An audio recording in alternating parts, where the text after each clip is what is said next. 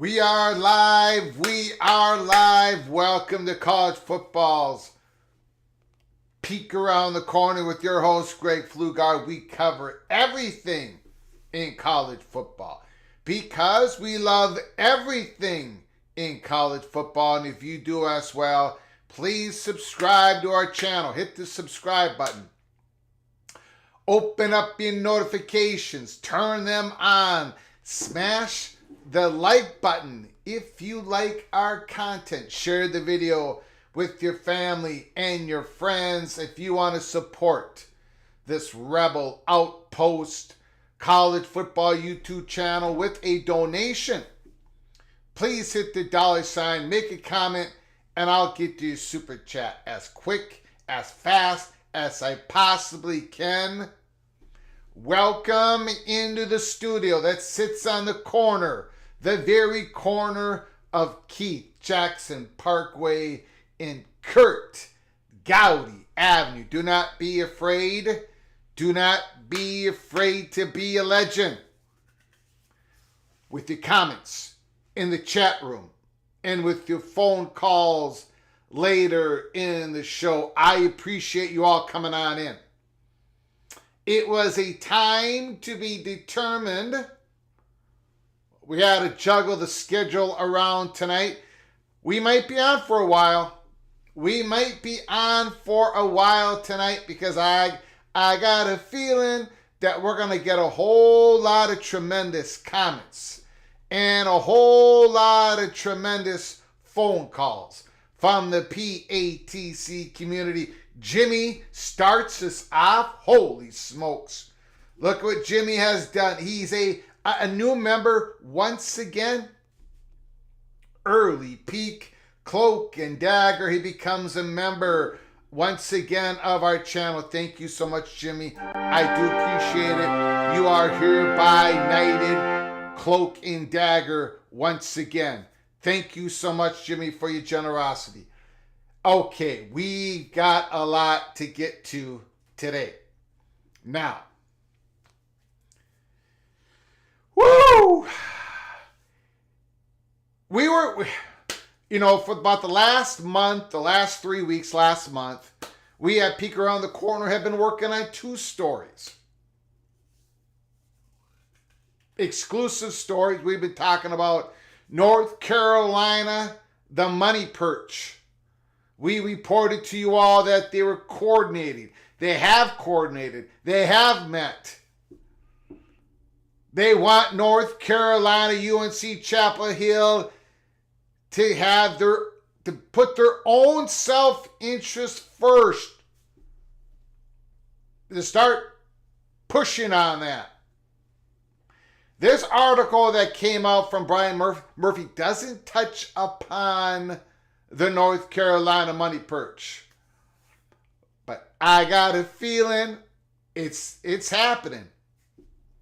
The pressure that we told you, we reported to you, they do not want some of these sports sponsored teams, programs to be cut.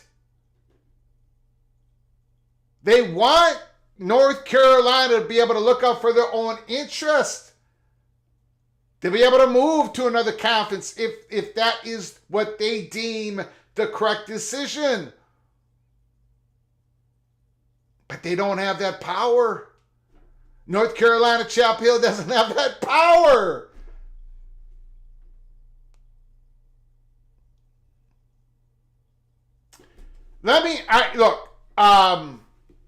So there is frustration. We've been telling you that the rock fight has been going on at UNC for a couple years. Kevin Gusowich is out. Bubba Cunningham is of the old Kevin Gusowich before Kevin Gusowich. He's the old guard. Yes, they're gonna push him out. Meeks, the trustees member once again in public, trying to support Bubba Cunningham just like he did Kevin Gusowich, but he's in the minority on the Board of Trustees. We have here at Peek Around the Corner have spent so much time, so much detail to understand the lay of the land at the University of North Carolina, Chapel Hill. I'm gonna post this. And I'm not doing this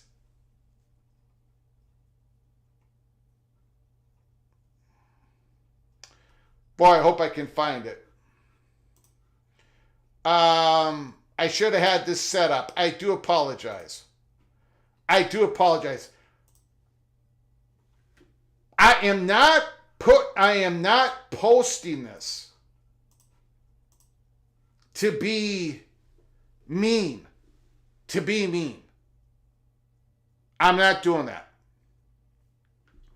I'm just trying to illustrate to you why we spent so much time on the power grab of the Board of Governors, on the power grab within North Carolina Board of Trustees, that the old guard has been getting pushed out. So I'm posting this to explain why it's so important to understand the lay of the land and why we spend so much time trying to understand it. We are not infallible. We make mistakes here at Peek Around the Corner. But we don't put out just any old thing. We don't. Remember, I'm Dr. No. No. On 99.99% of these theories. But sometimes it's a yes. But this is a good example of a no. The Monty Show, after hearing this, our sources have told us for months that UNC has spoken to both the Big Ten and Big 12, as has Duke. The Big Ten is by far the desired destination for both. This came out today from the Monty Show. I got to tell you, this is a typical case of not understanding the lay of the land. Monty Show, whatever the gentleman's name is probably only reciting what he's being told. Sources can be incorrect, but when you have sources who don't understand the lay of the land, you got to get new sources. UNC, first of all, there is no first-party talks going on. There are third-party talks. UNC and the Big Ten have talked for decades. Jim Delaney has had a running communication, still does today as a consultant. But the Big Ten is not having first-party talks. They are not. They are not. They are not. They are not. They're just not. I'm sorry. It ain't happening. Do you understand? The legal counsel of the Big Ten, who, by the way, the chair of that legal counsel,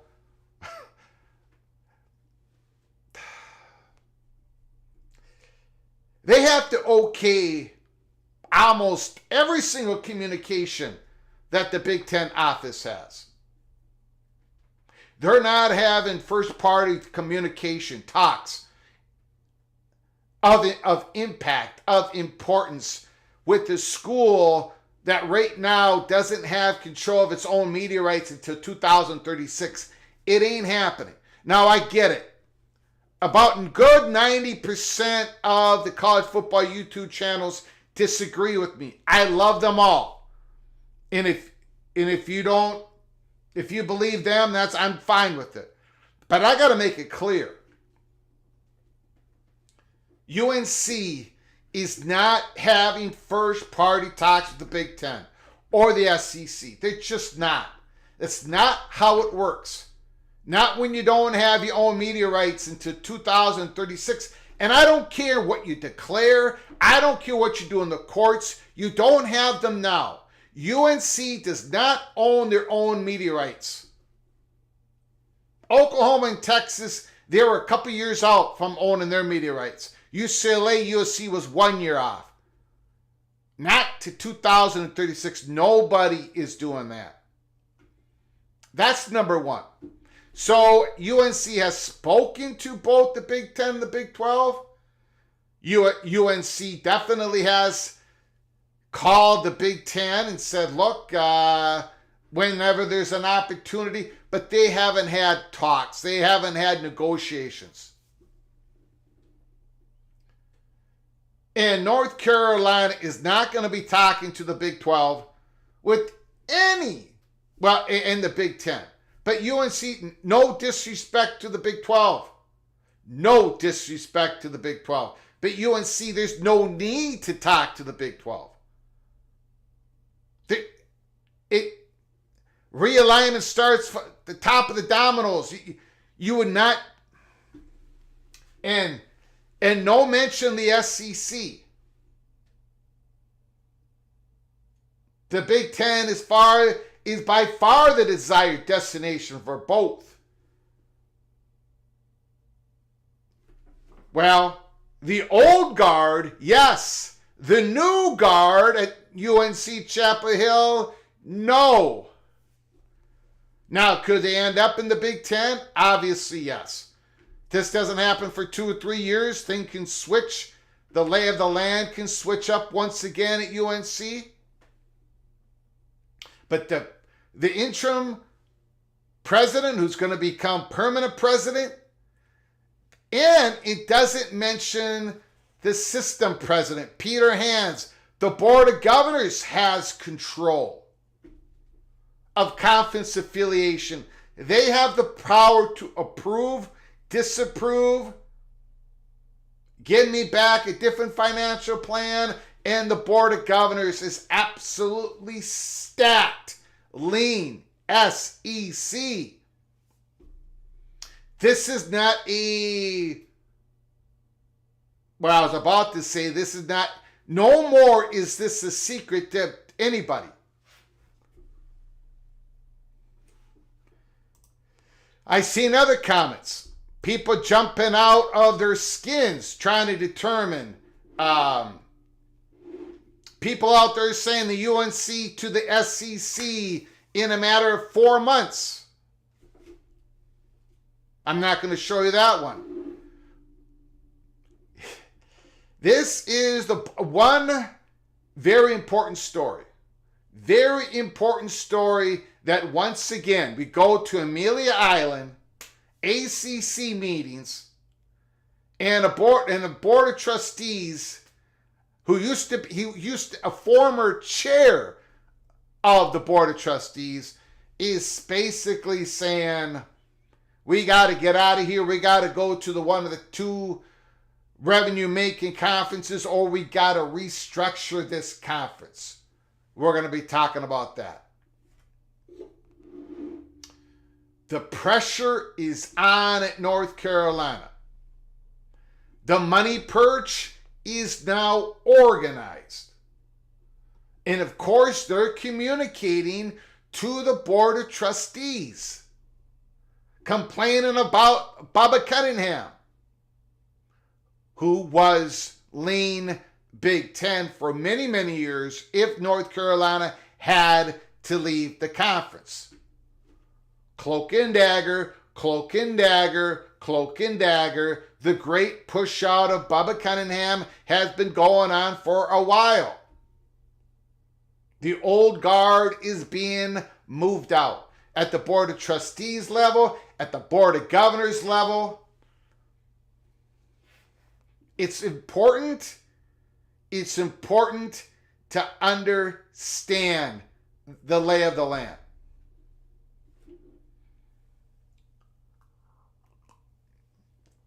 Now, we've heard Phillips met with the presidents at the ACC. We heard, I have not been able to drill into the story because I've been so busy today. But I guess it got a little bit heated at Amelia Island. Hopefully, I know a couple people in the PATC community watched some sort of stream, whatever. Please call later when we open up the phone lines. Let us know what it is meant by it got a little heated at the meetings at Amelia Island. The curse of Amelia Island is much stronger than the curse of Oak Island, if you ever watch that show. I want to thank everybody who's come on in, and then we're going to hit a little bit on the ESPN story, and then the major story. The major story of UNC. Jimmy, thank you so much for the gifted membership. Holy smokes. Incredible generosity to start off the show today. Preston from Greensboro, you were gifted a membership. Please say thank you to Jimmy. And you are hereby officially knighted. Cloak and dagger. Thank you so much, Jimmy. I do appreciate the incredible generosity. Elite Go Gators is in the house. Kerry Gold Nose, Mr. Georgia Bulldogs, Don Scruggs, Mr. LSU Tiger, Ryan Brooks, Mock Prof is in the house. Kay Struthers, Nick Boardman, Virginia Tech is here. Caleb Ramirez, Thomas, Brian Wade, Mr. Terrapin, all options on the table. We're going to be talking about it. Jason Isaac is here. Clemson is in the house. DP, Sheeps and Wolf Clothing, Tumasta, Light, the Dynamite, Mr. Hoosier, Daniel Montecastle is in the house. Ray is here. Big Ears Bo is here. Nick Kelso, John Till is in the house. Mrs. Arkansas, Razorback, Jamie Thornton. Thomas is here. Randy Taylor, Don in Kansas, 7 Empis, Preston from Greensboro, Juan Carlos, Wayne Russell is in the house. Buckshot Kid. Thank you all for coming on in at the beginning of the show. Holy cow. Grateful Trojan is here. Marcus Williams. Mr. Hackeye. Mr. Terrapin. D5 Terps. Robert Trono. Derek Marie. Patrick. Dark Moon. Mr. Colorado Buffalo. How about them Nuggets? The world champions are taking it to my Timberwolves. Holy smokes. I don't think the Timberwolves have an answer. I mean, Anthony Edwards went for 44 points. The 22-year-old, he can't do any more than what he did. The Nuggets, first of all, they're the world champions. Second of all, they figure you out. They will figure you out. And then you better have an answer back. I don't think my beloved Timberwolves have an answer back, unfortunately. Dr. Alesmith is in the house. Expedition Greg, Kenneth Maynor, Joe Z, Stephen McNeely, I'm in. Congo is in the house. Connecticut fan, Charlie Atwood. Holy smokes, Kenneth Maynor. Tough Tony is here. Old Dad is in the house. LFG. Wow, we got a lot of people coming on in at the beginning of the show. If I missed you, I apologize. King Spleen is here. Doug Steinhauser. Go Buckeyes. Moen Vision is here. Carolina Soul, KS Barrett fan, KJ Lattice, Miles for Fun, Daniel's here. Okay, everybody's here. Let's get to it. First of all, we're going to hit upon, before we get to the North Carolina story, and I cannot wait to hear your comments and your phone calls later in the show. But again, Pete Thamel, ESPN, giving us a look at this potential settlement. The House versus NCAA. The NCAA and its schools are considering the proposed solution to one of the largest looming obstacles remaining for a landmark settlement of the association's antitrust cases, which could shape the future of major collegiate sports in America. The NCAA and its most powerful conferences are in the thick of working towards settling the House versus NCAA case this month, with sources saying the leagues are planning to vote on a proposed deal by May 23rd. Now later, this was earlier today, later on, Charlie Baker's talking about, well, we really don't have a deadline. Well, I think they do got a deadline coming up here. I think Charlie Baker is soft selling it, but I think a lot of people want some certainty going forward. The proposed deal by May 23rd. ESPN spoke to more than a dozen legal and industry experts in college sports this week to better understand the ongoing negotiations. The tentative terms of the settlement included the NCAA paying more than $2.7 billion in damages, setting up a system for the most powerful conferences to share a portion of their revenue with athletes moving forward. One major obstacle to reaching the settlement has been finding a way for the NCAA and its schools to protect themselves from future lawsuits, including potential claims that they would be colluding to cap player compensation without using collective bargaining agreement. That's what we've been talking about. Doing this deal, does it really protect them from future lawsuits? I don't think it does. Not with collective bargaining agreement not being part of it. I don't know, guys and gals. I think, I don't know. Let's get through this article as quick as possible because we got to talk about North Carolina. And they do get to their plan here. Their plan to get every class for players, for high school classes, to either opt in or opt out. I don't know if any of this is going to work.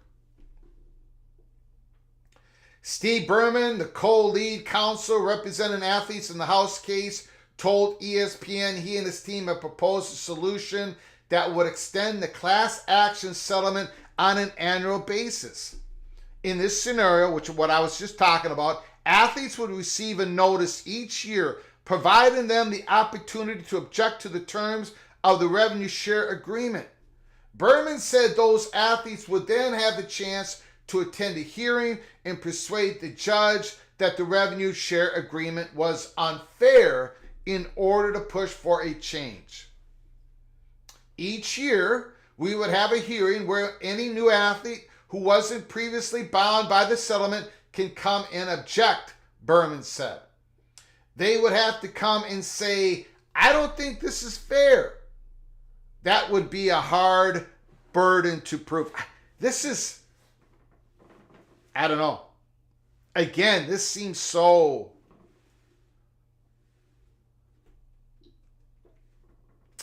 I don't know, man.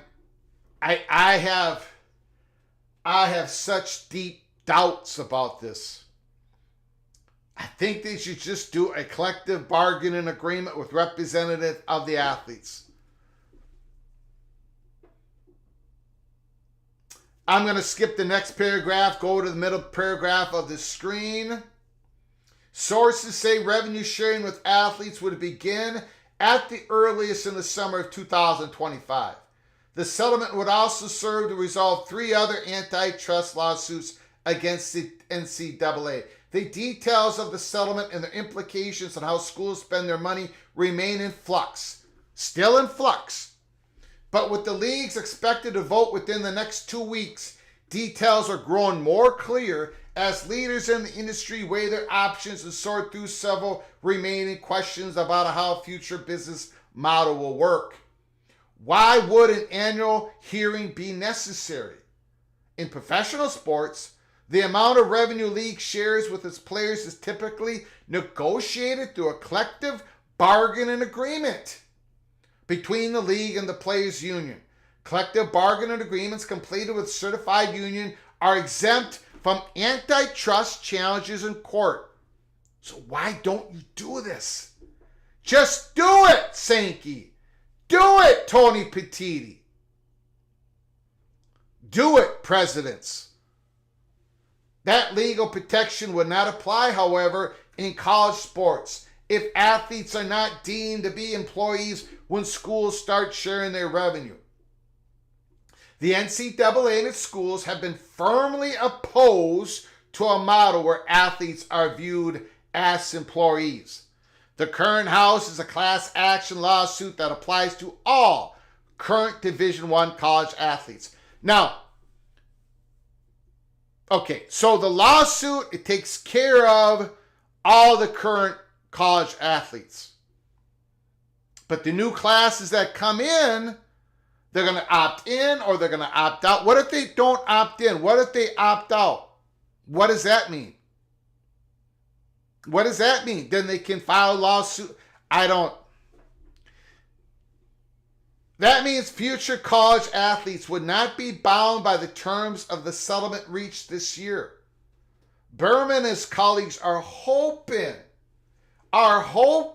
that giving each incoming group of new players an option to join the class will provide the schools with enough confidence that their agreement will be hard to challenge with future litigation. There are so many moving parts that nothing is definitive, but sources from both sides of the case appear to be optimistic they are making substantial progress toward a settlement. I'm going to skip the next paragraph. Sources told ESPN that NCAA President Charlie Baker was in Washington, D.C. on Thursday, meeting with more than a half a dozen senators. A previously scheduled trip where he's staying engaged with current Senate leaders about potential future legislation. In my opinion, they got to get that legislation done. They got to get a carve out. They got to get an exemption, antitrust, because if they don't, they're going to get burned, in my opinion. Let me know your opinion. They got to get Congress on board for this to work. If they do not have collective bargain agreement as a part of this. The belief in the industry is that all the power conferences have the majority votes to settle. All four power conferences, the majority of their members want this to be settled, which will be up to their school's top administrators. There are a few individual schools that are skeptical of settling. Some of those overlap with the schools that supported the idea of forming a super league. And that's not going to happen. I don't know what those schools are. Syracuse, right? The president was on Gordon Gee, West Virginia. He's probably not in favor of this settlement. And I'm not saying that's the incorrect position to take. I'm just saying there's some overlap to those who don't want to settle on this, to those who are pro-Super League. Some of those overlap with the schools that supported the idea of forming a new Super League that would radically reshape the entire structure of college athletics. While some believe a more complete overhaul is needed, sources told ESPN there's essentially zero chance of a Super League emerging in the near future, and that is exactly what we at PATC have reported to you over the last so many months. To the majority, the idea of a league deciding to battle Berman and fellow lead attorney Jeffrey Kessler in the court and face billions of dollars in damages isn't too appetizing, especially when you have the NCAA paying the back damages. Here is the breakdown of the landscape. According to multiple industry sources, the Big Ten is generally on board with settling.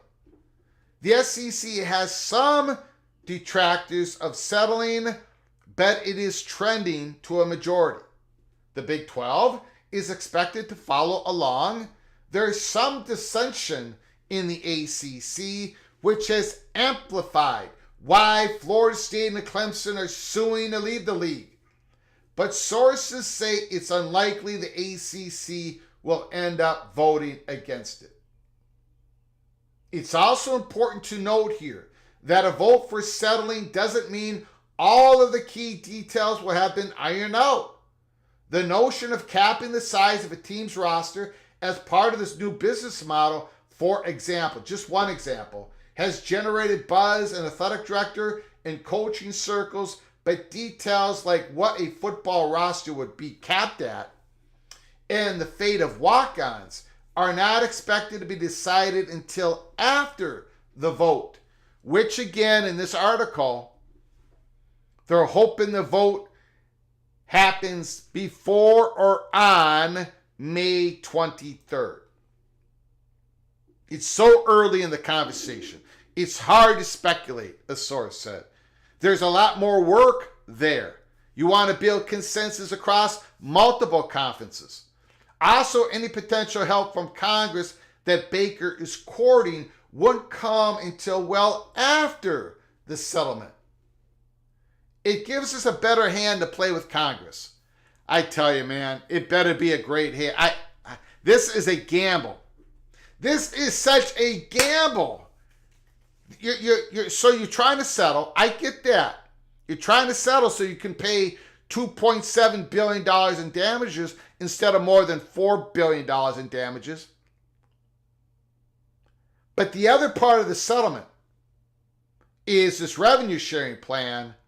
And without the collective bargaining agreement, without the student athletes being represented in the collective bargaining agreement process, you are basically hoping, gambling on that here real soon, within the next year or two, Congress comes in and saves your bacon and protects you from future litigation. And boy, that is a gamble I would not want to make. That's my opinion. Then the article goes on about how much money will school be spending on future payments to athletes. We've talked about that. It looks like it's going to be around $20 million a year. The cap number could change every few years. It's going to fluctuate. How will they divide that money among the athletes? The article goes on that basically says it's going to be up to every single institution. And we've talked about it here at Peek Around the Corner. Not one, there is not going to be any two athletic departments looking exactly alike. They're going to be making all types of specific decisions based on the history, the culture, a whole bunch of different variables within that athletic department. It's going to be fascinating to watch. Then they talk about Title X. The truth is, no one knows when it comes to, Title IX. And then the ESPN article says, sources said the settlement won't require schools to share money with all athletes or share it evenly among athletes. Again, leaving those decisions up to individual athletic departments as well. So I just wanted to hit that article once again. It is May 23rd is just 10 days away. 10. They want to have a vote on settlement on or before May 23rd. According to multiple sources, ESPN. We are at crunch time. And if this passes, okay, it's going to be fascinating. We're going to be covering it. There's going to be athletic departments that are going to have a salary cap of up to $20 million. And according to that article and another article today in Yahoo Sports, it will still allow third-party NIL collectives to make payments to student athletes. So does it really limit the wild, wild west? No. And does it protect them? The college football world, the college athletic world, does it protect them? The power conferences, the schools, from future litigation? I don't think so, unless Congress steps in. To me, all of this is a way to say, we'll pay you $2.7 billion instead of more than $4 billion, and we're gambling. We're gambling on Congress to save our bacon. That's how I'm looking at it. Let me know how you're looking at it in the chat room and with your phone calls later in the show. Randy Taylor says it's a recipe for disaster. I agree. However, peek around the corner, if this happens, if it looks like it's going to happen, a settlement's going to be reached, we are going to be covering all the impact in all the decisions that these athletic departments are going to be making. And I believe it's going to be full of transparency. That's our understanding. How are you going to treat your salary cap? How are you going to treat your $20 million? How are you going to prioritize it? Are you going to go up to $20 million? The recruiting battles. Who's going to be offered what? People, these student athletes supposedly going to be signing documents, binding them to the university for 1, 2, 3, 4 years, depending on what that negotiated between the student athlete and when they signed the letter of intent. We're going to be covering it all here at Peek Around the Corner because it's going to be fascinating, but it all could blow up. No question about it. No question about it. Mo and Vision play flirting with disaster.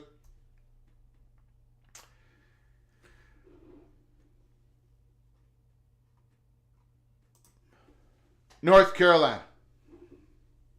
Brian Murphy. Brian Murphy. Brian Murphy, WRAL. The UNC Board of Trustees approve an audit of the school's athletic department Monday morning amid concerns and anger over the Tar Heels revenue management and change to college sports. Can you hold on 1 second? I just got an alert. Hold on. From a source. Hold on. Sorry, guys. Live TV.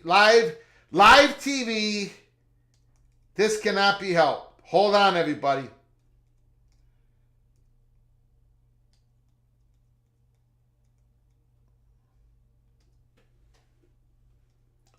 Hold on, everybody.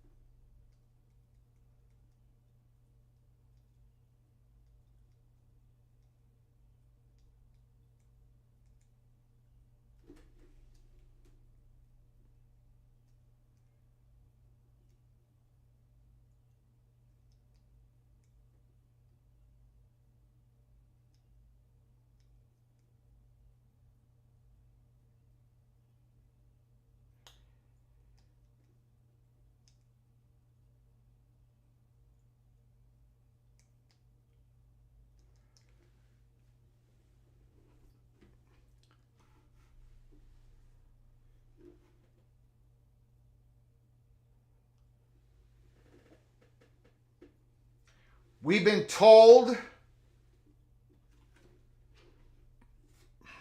I'm sorry, guys. We've been told that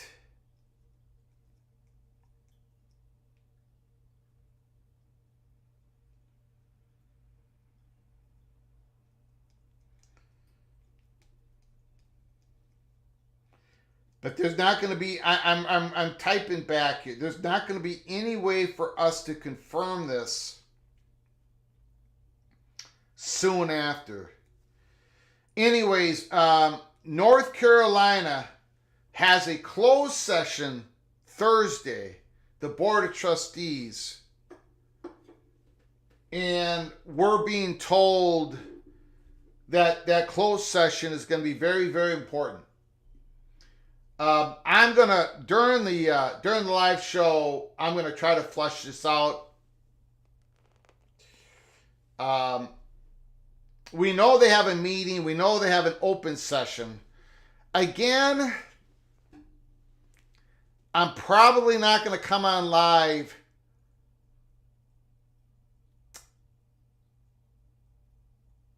Probably not gonna come on live on May 15th, Wednesday, to cover the open remarks, to cover open comments from the president, chancellor, and John Pryor, the chair. But I'm going to be keeping an eye on it. And if they do say something, maybe I'll jump on live. But we are hearing that there is a closed meeting that's going to be very important. Unfortunately, I'm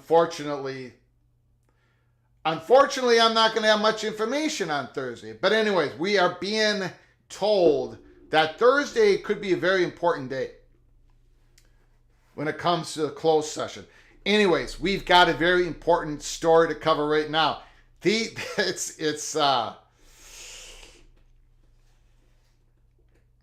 It's getting mighty interesting. Again, last year when the athletic directors and everybody met in Amelia Island, it was breaking news. Magnificent Seven schools have been meeting in public. Not in public, in private, in subgroups. And now this year, at the beginning of Amelia Island meetings, we have this story. UNC Board of Trustees approved an audit of the school's athletic department Monday morning amid concerns and anger over the Tar Heels' revenue, management, and changes to college sports. Holy smokes. Brian Murphy, WRAL. The board plans to meet about athletics in closed session during its meetings Wednesday and Thursday. Now, I was just told that closed meeting, I'm going to learn more about it. And hopefully by the end of the show, I'll be able to flush it out some here. It approved a top line of $134.97 million for the department as part of its all funds budget that is due to the Board of Governors this week, but demanded further discussion with athletic director Bubba Cunningham. I think it's imperative for the board to hear all of this in closed session, Chairman John Pryor said during a special meeting Monday. I don't think they understand the level of bad data that has been provided, and I think it's incumbent on us to get it right. Again, John Pryor, in public, has taken shots at Bubba Cunningham before. He's allegedly doing it again. The rock fight continues. Bubba Cunningham and plus a few of the board members are the last holdovers from the previous regime. Trustees Jen Evans said the athletic department submitted a preliminary budget proposal with a $17 million deficit for the 24-25 academic year and a $100 million cumulative deficits moving forward, with no plans to address that, to mitigate that, she said. I don't want anyone thinking we're talking in code. There are real issues here, a real concern that one of the most valuable assets in something that really generates revenue is not being managed properly. Now, she is talking a little bit in code here. I'm sorry, she sort of is, right? She says, I don't want anyone thinking we're talking in code, but then she says there are real issues here, a real concern that one of our most valuable assets. What is that? Is that the athletic department in total? Your front porch of your university? She goes on to say there are real issues here, a real concern that one of our most valuable assets and something that really generates revenue is not being managed properly. Is she talking about football? Is she talking about basketball? Or is she talking about the athletic department? Well, let me know what you think she means by that.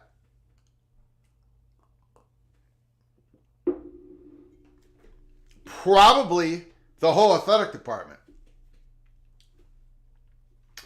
But I'm not sure. That is the need for the question and answer. That is the need for the audit. Trustee Ralph Meekins. Ralph Meekins, every time we do a North Carolina story, almost every time I do a report for you all, PATC report, Ralph Meekins is in the middle of it. He is one of the last holdovers of the old regime. Ralph Meekins would be one of those guys who would say, conference affiliation? First of all, we need to do everything we need to do for the ACC to prosper. We are ACC. North Carolina is the primary school in the ACC.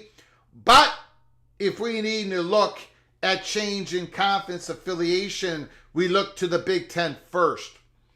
Ralph Meekins is no longer in the majority.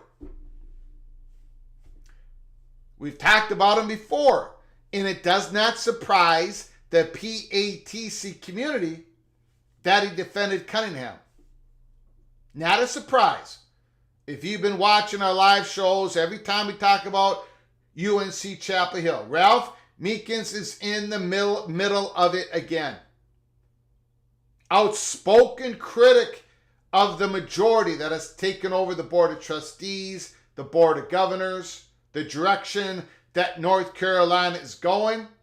Trustees Ralph Meekins defended Cunningham, saying that the deficits were forecast during COVID because the school did not cut programs.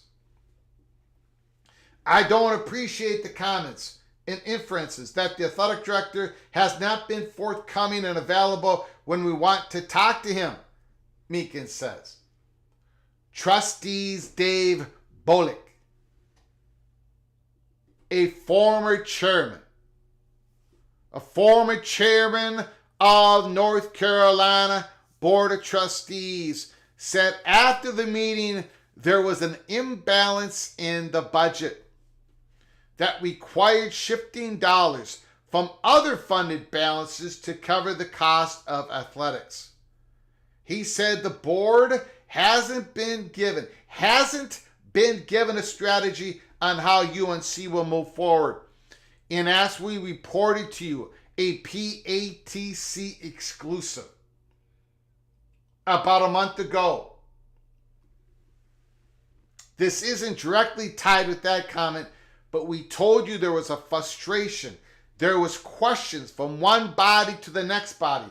How do we even start the process of looking at and the question of conference affiliation? They don't have a strategy. They don't know. Remember when we talked about here, peek around the corner? The 5 hammers? You've got 5 hammers trying to hit one nail. It's easier to have one hammer to hit one nail. North Carolina has 25 hammers in one hand. They got a whole bunch of cooks in the kitchen. But can they even make a decision on what ingredients to use? How hot you have to put the stove? North Carolina is a mess. It is a great university, fan base, incredible brand, but it has become way too complicated, mixed with politics, mixed with the interest of 16 other public universities. It is a mess. The lay of the land. This is why we spend so much time on it. None of this is a surprise to the PATC community. Carolina's ability to maintain excellence at a high level is going to require really prudent budgeting and revenue models and potential cost cutting, Bullock said. A lot of it is due to the revenue or lack thereof revenue that we're not receiving from the ACC deal. Now, there's a lot to go through here. It even gets spicier as we go along. But I want to hit this. A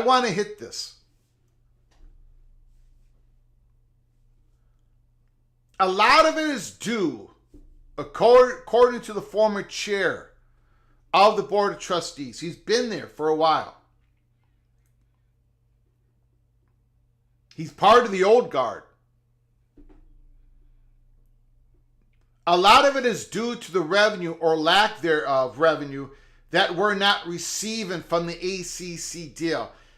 He did not say a lack of revenue that we're receiving from the ACC. It's a lack of revenue we're not receiving from the ACC deal. To me, that spells out they were expecting more. They were expecting some more. I don't know, a little bit more of the ACC network revenue, a little bit more out of the Tier 1. Was there something promised? Was there a consideration that they have not received? A consideration promised? A lot of it is due to the revenue or lack thereof, that revenue that we're not receiving from the ACC deal. Does that mean, I don't know, am I splitting hairs on this?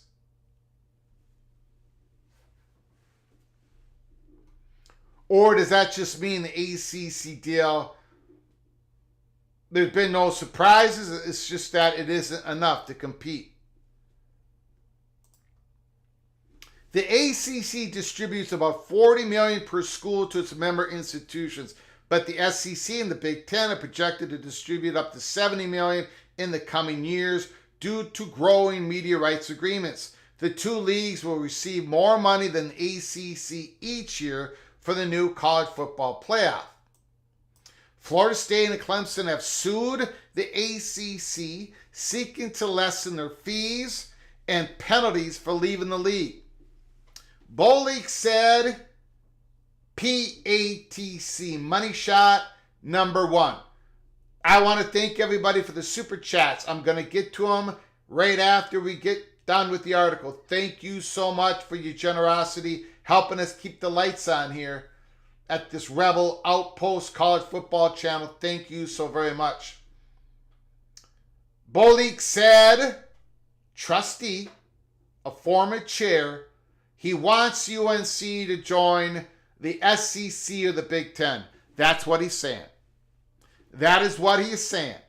To join a higher revenue league. I'm advocating for that, he said. That's what we need to do, he said.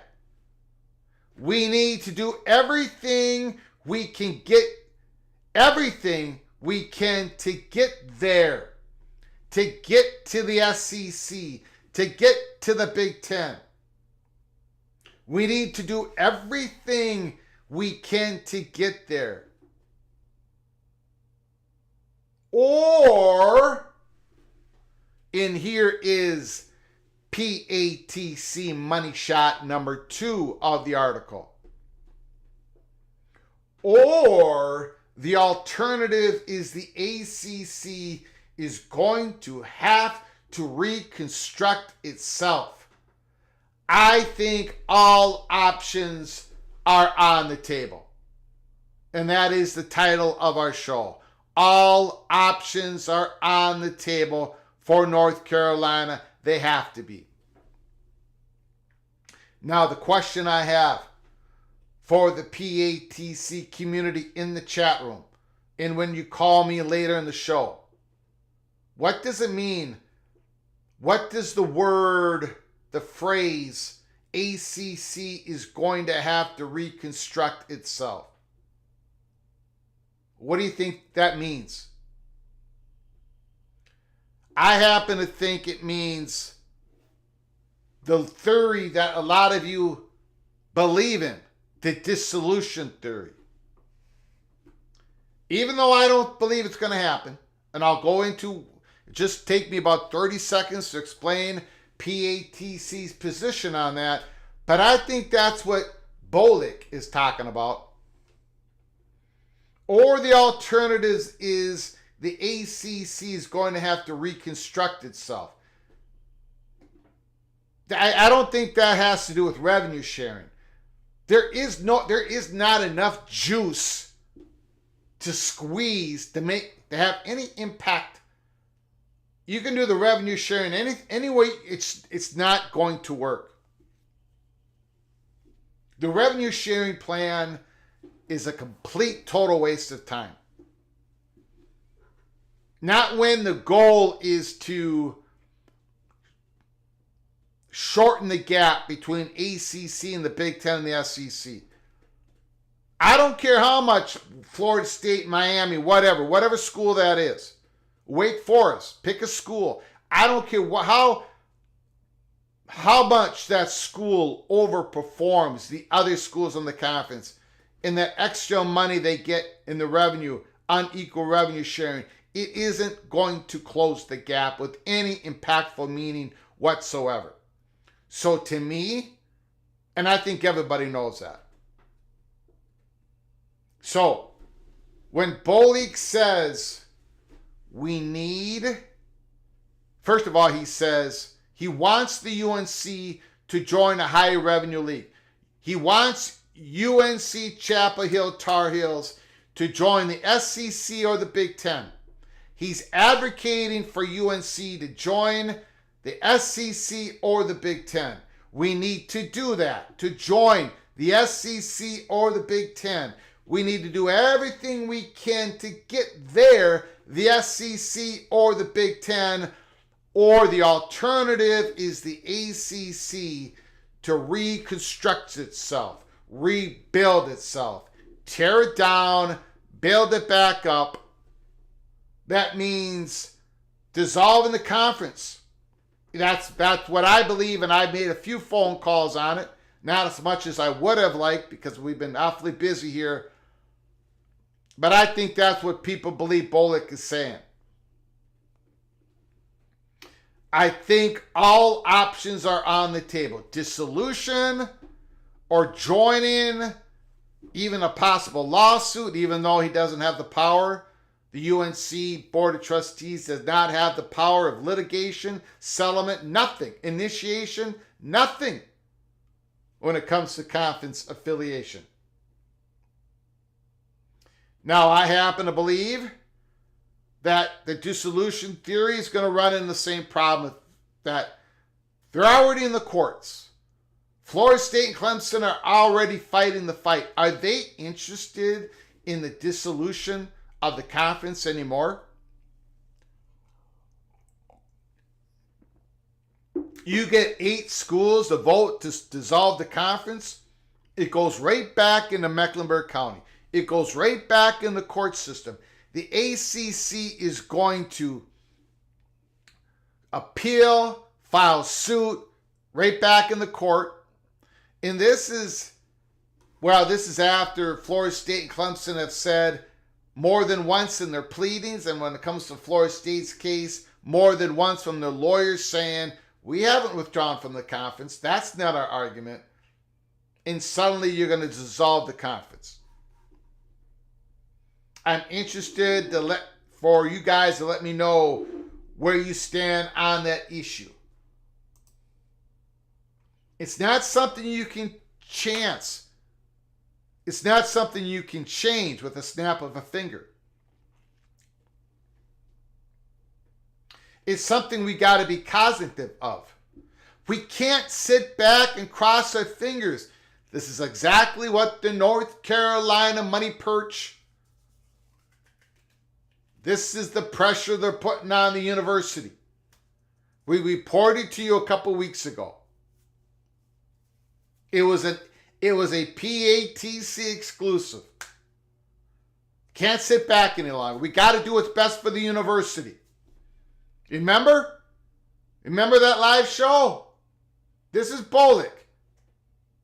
It's something we got to be cognizant of. We can't sit back and cross our fingers and pray for the pennies from heaven and thinking everything is going to work out. We have to actively pursue what's in the best interest of Carolina athletics. And that is exactly what the money perch is saying to the school. That's the information we got. The best interest of UNC Chapel Hill has to be looking after. The problem is that the Board of Trustees, they got to get the Board of Governors involved. Has that happened yet? I do not know. I do know about a month ago, as we reported to you, there was questions asked within the North Carolina I'll just say administration. We have the receipts. I'm not even going to say the word allegedly. We know that people were communicating, saying, how do we get the process started? Florida State and Clemson have sued the ACC, seeking to lessen their fees and penalties for leaving the league. Oop, we already did that one. I'm sorry.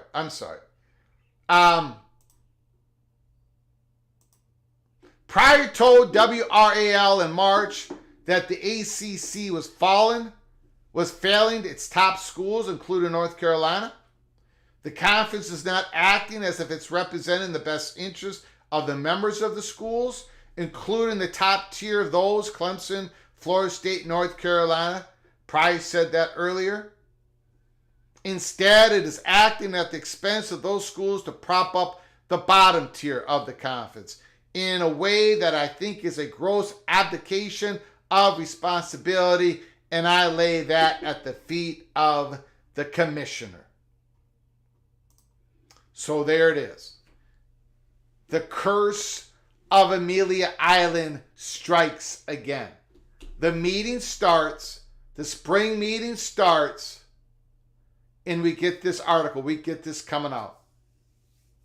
More pressure. They're having meetings this week, the Board of Trustees, Wednesday and Thursday. That closed session on Thursday, we just got told during this live show that probably going to be a very, very, very important meeting. I don't know. I'm going to be honest with you. I do not know.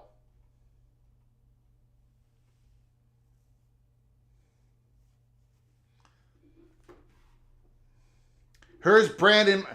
Let me finish this sentence. I don't know if the news today pushes the Board of Trustees to start, because I don't know if it's begun or not. We don't have any information right now about the Board of Trustees at North Carolina having meetings, communications with the Board of Governors, and setting something up. Because remember, the Board of Governors that represents 17 public universities, they're the only power that can initiate litigation, initiate settlement, or come to a conclusion on a settlement. The Board of Trustees does not have that power. We don't know if the Board of Governors have been talking with the Board of Trustees at UNC Chapel Hill. We don't know if the Board of Trustees are about to ask, or if they've already asked, or they're about to ask, if they're getting ready to ask the Board of Governors the ability to get into the courts against the ACC. Just my speculation, just my opinion. If North Carolina Chapel Hill engages in the courts against the ACC, I think things change dramatically. I just think the psychological blow to the ACC, the psychological uplift to Clemson and Florida State, the possibility that North Carolina State is attached to this.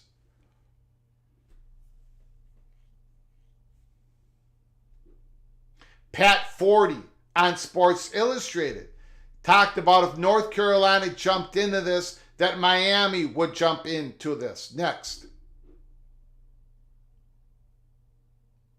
North Carolina, again, they have a certain structural issue in regards to making that decision go or no go for launch. There's a lot of cooks in the kitchen.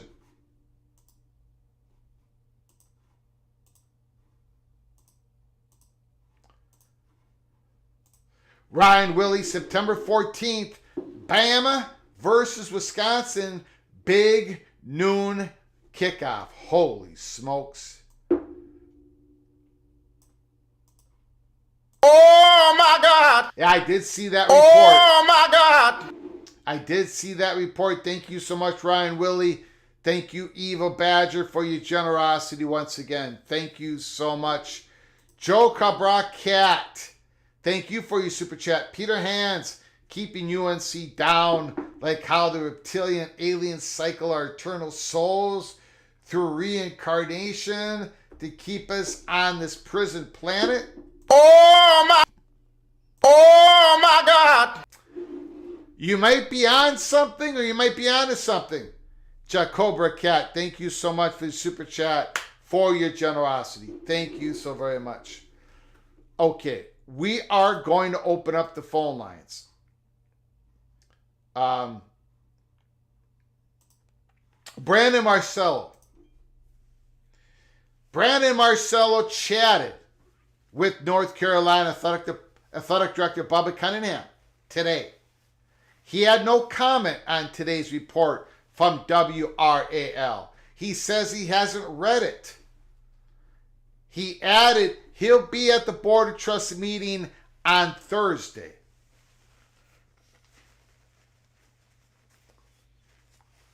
I think PATC might have to... We might have to do a live stream of that. We might have to carry that. On Thursday, it's an open session starting from 9 in the morning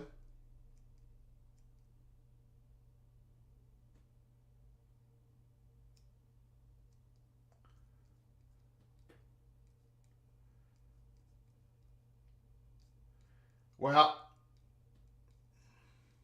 I guess I don't know. It starts at 9 Eastern. John Pryor, the Board of Trustees, is going to have some remarks.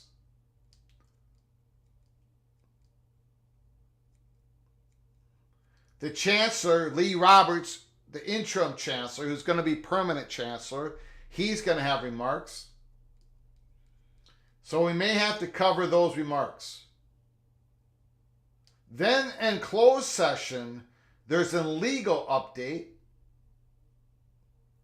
Charles Marshall, the Vice Chancellor and General Counsel, that is under closed session. We're not going to see that, but maybe that's part of what I've been told from a source that could be very, very important. That's probably what that is. Mighty, mighty interesting. We're going to open up the phone lines right now. Phone lines are open. 763-260-1333. 763-260-1333. Let me know what you have heard. Let me know what you have heard. Anything else coming out of the spring meetings?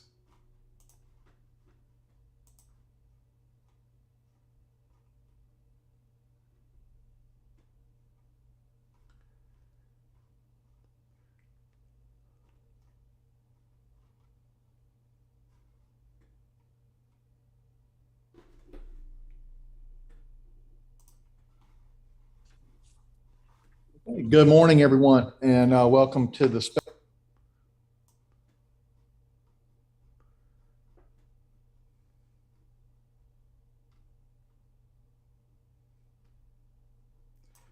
I'm going to play. Hold on. I'm going to play something here. The special meeting, May 13th, 2024, at the UNC Chapel Hill Board of Trustees, and supposedly it got a little heated here at the 1 hour mark. I'm just going to play it. I have not seen it. I don't know. Oh, hold on.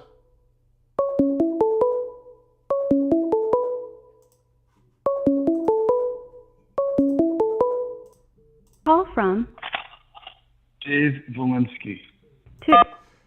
I'm sorry, did not get the name. Dave Valinsky. Dave, nice for you to call. The floor is yours. I'm also known as Minnesota Dave. Minnesota Dave, beautiful. Thanks for calling, Minnesota Dave. I did see your area code. I knew you're from Minnesota. I don't get many Minnesota calls, so thanks for calling. I donated a couple of times to your channel. Got it.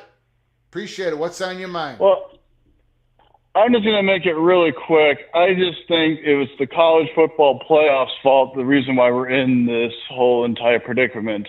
If they only put Florida State in the college football playoffs, we wouldn't be hearing about this. You don't think Florida State would have went to the courts? If they were in the playoffs, you don't think they would have gone to the courts? I don't think they would have sued the ACC. Okay. I don't know what the main reason of why they're suing the ACC. Really, to be honest with you. Well, I think Go ahead. Unless they don't think the TV contract was at the promise. I think their best argument, Dave, is that why should the grant of rights go all the way to 2036 when ESPN hasn't guaranteed that they will distribute ACC's content until 2036? When that came out, I think there's a pretty good argument that the grant of rights should only go to 2027 because their contract is not guaranteed. The distribution media contract is not guaranteed after 2027. What are your thoughts on that? That's interesting. That's very, very interesting. I knew it was something to do with TV, and I just didn't know exactly what it was. You know, I don't follow the ACC as much as I follow like the Big Ten. Yeah. So I especially think when it comes. Go ahead. Especially when it comes to football. I mean, more basketball than I do. It's really sad to see these type of conferences go the way they are. You know, the money's way too involved in it, and the traditions are dead now in college football. Yeah. And college sports just in general, I should say. Yeah, so you're more old school, right? You're more like Big Ten. Oh, yeah. You didn't want Penn State in there, right? Yeah. No, I wanted Penn State in, but I even wanted Nebraska in. Yeah. But, you know, you could even make the argument, like a lot of this could be also Notre Dame's fault. If Notre Dame joined the Big Ten when it did, like instead of like Nebraska, when Nebraska joined, you know, we wouldn't probably be in this huge mess. Yeah. I don't know. I think the huge mess was going to happen anyway when they decided to have the NIL money coming in and all that. And now they're playing the players way too much. And they're not even – and those players are not even, like, you know, staying – they leave once they feel like they're not going to be playing all that much as they thought they would be. Yeah. Yeah. I mean, as a Gopher fan, are you a Golden Gopher? Oh, I'm a diehard Gopher. I work at the University of Minnesota. So you probably don't enjoy, if you're a traditionalist and if you're a Golden Gopher, you probably don't enjoy the Big Ten Hockey Conference. You'd rather have it back to the WCHA days, correct? Heck yes. I only watch hockey now when they make the NCAA tournament. I don't even go to games anymore. Yeah. You know, it doesn't interest me. Basketball, well, you know how bad the basketball has been. It was going downhill after the whole entire Clem Haskins fiasco, and that, you know, we haven't really totally recovered from it. Mm-hmm. And now we can't even recover. Every time we get a good player, they're going to be gone. Because we only have like $1 million of NIL money, and most schools have now, $300 to $5 million of NIL money to work with. Yeah. Heck, I always thought that NIL was just, the players can, get money for like being in the video games. They can get money for like, signing autographs or having the name on the back of the jersey. I didn't think it was going to be like a whole entire like pro football style thing. No. Well, we'll see what happens. See if the settlement happens. See if these players, student athletes, have to sign some sort of contract that will bind them to the university for more than 1 year. That could happen. Mm-hmm. So we'll find out what happens. Yeah. I appreciate the call, Dave. Okay. Thank you so much. Okay. Bye-bye. Okay, I got. Hey. We actually had a Golden Gopher call. Beautiful. Thank you so much, Dave. Call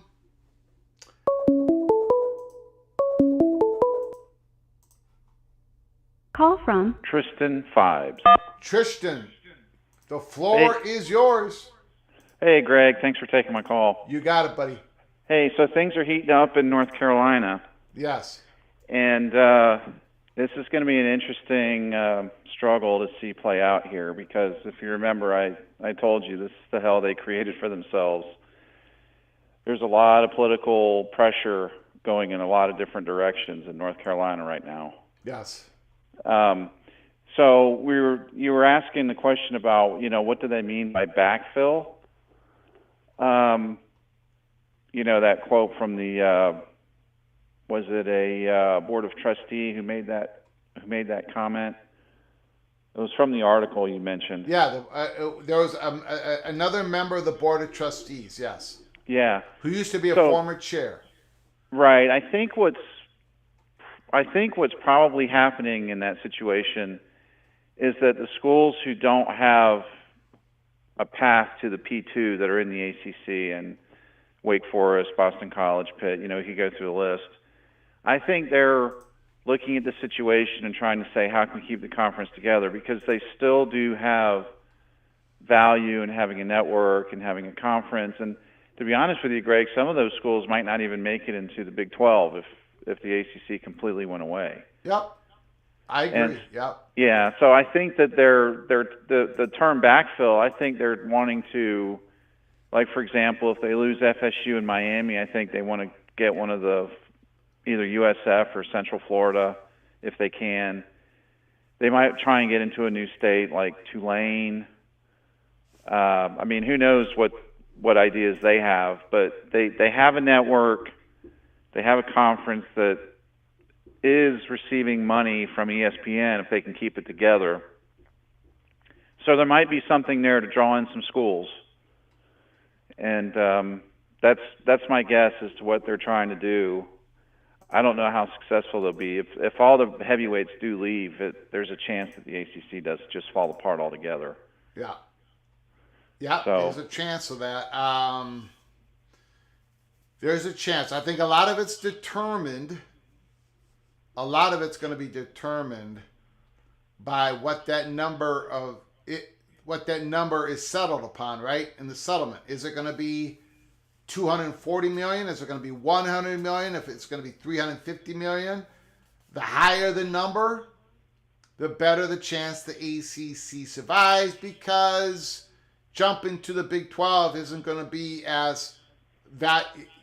doesn't bring a whole lot of value to that school if they're shelling out a $300 million exit, right? Payment. Yeah, that wouldn't make any financial sense at all. So that number is really gonna. That's why Commissioner Phillips has to go for a high number right now. I think if it happens early, I think it's going to be a really high number. That's why, that's what I think, anyways. Yeah, well, they're in a tough spot. I mean, it's difficult no matter what happens for them to manage. Yeah. But they're gonna. I don't know who the list is that's going to leave, but it's going to be an extensive list. It feels like, because Greg, we know for sure Florida State, Clemson, Notre Dame, and a Virginia school at least, right? That's 5 pretty prominent universities right there. Yeah. And I just don't see how they can withstand losing all that. But we'll see what happens when it plays out. But North Carolina, they're going to go through some wranglings here. And Greg, it's been a year. I mean, that Magnificent Seven tweet that came out last year, that was at the first day of the ACC meetings last year. So it's been a year since that has happened. Yes. Yep. And so that was the warning shot to get everyone talking. And so now here we are a year later, and we've got lawsuits and UNC debating what it's going to do, and it really is wild to see all this stuff unfold. Yeah. Amelia Island, the curse of Amelia Island is stronger than the curse of Oak Island. Yes, it is. Yeah. And Greg, I'm going to recommend this again. I mentioned to you once, the Holy Smokes Theater, you might have to go with the Holy Smokes Thunderdome because, man, anything can happen. Yeah, you got that right. Thank you so much, man. Yeah, hey, you take care, and I'll talk to you later. You got it. All right, bye.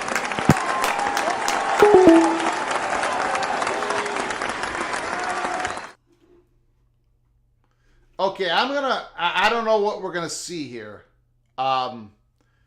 This is a special meeting of the UNC Chapel Hill Board Trustees meeting today, May 13, 2024. I've been told it gets a little heated during this part of the meeting. I have not seen this. I did not have a time to review it.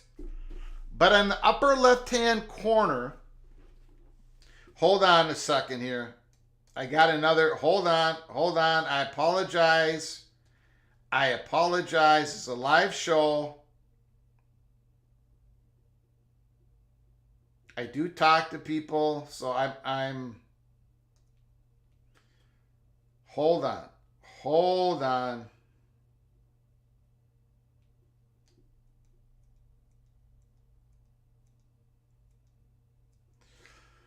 Okay. I got work to do after today's show. Might have some more information later on tonight. So keep your head on a swivel. Follow us at Flood Empire on X, formerly known as Twitter. Anyways, upper left-hand corner is the University of North Carolina Board of Trustees. The bottom left-hand corner is somebody named Minay Patel. Up in the right corner, up here, is Lee Roberts, the interim chancellor at UNC Chapel Hill, soon to be permanent chancellor.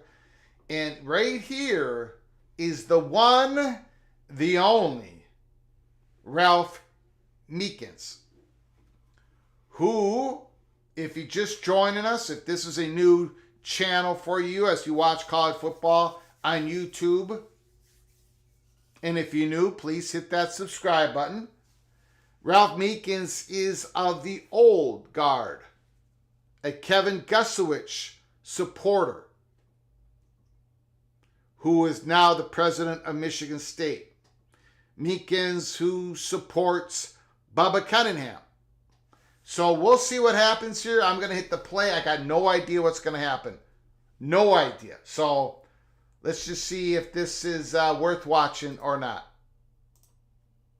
To the chancellor, carved out from DEI funds to redirected to public safety, and to carve out the athletic budget, but to leave $125 million in the overall budget as a placeholder to send it to the Board of Governors.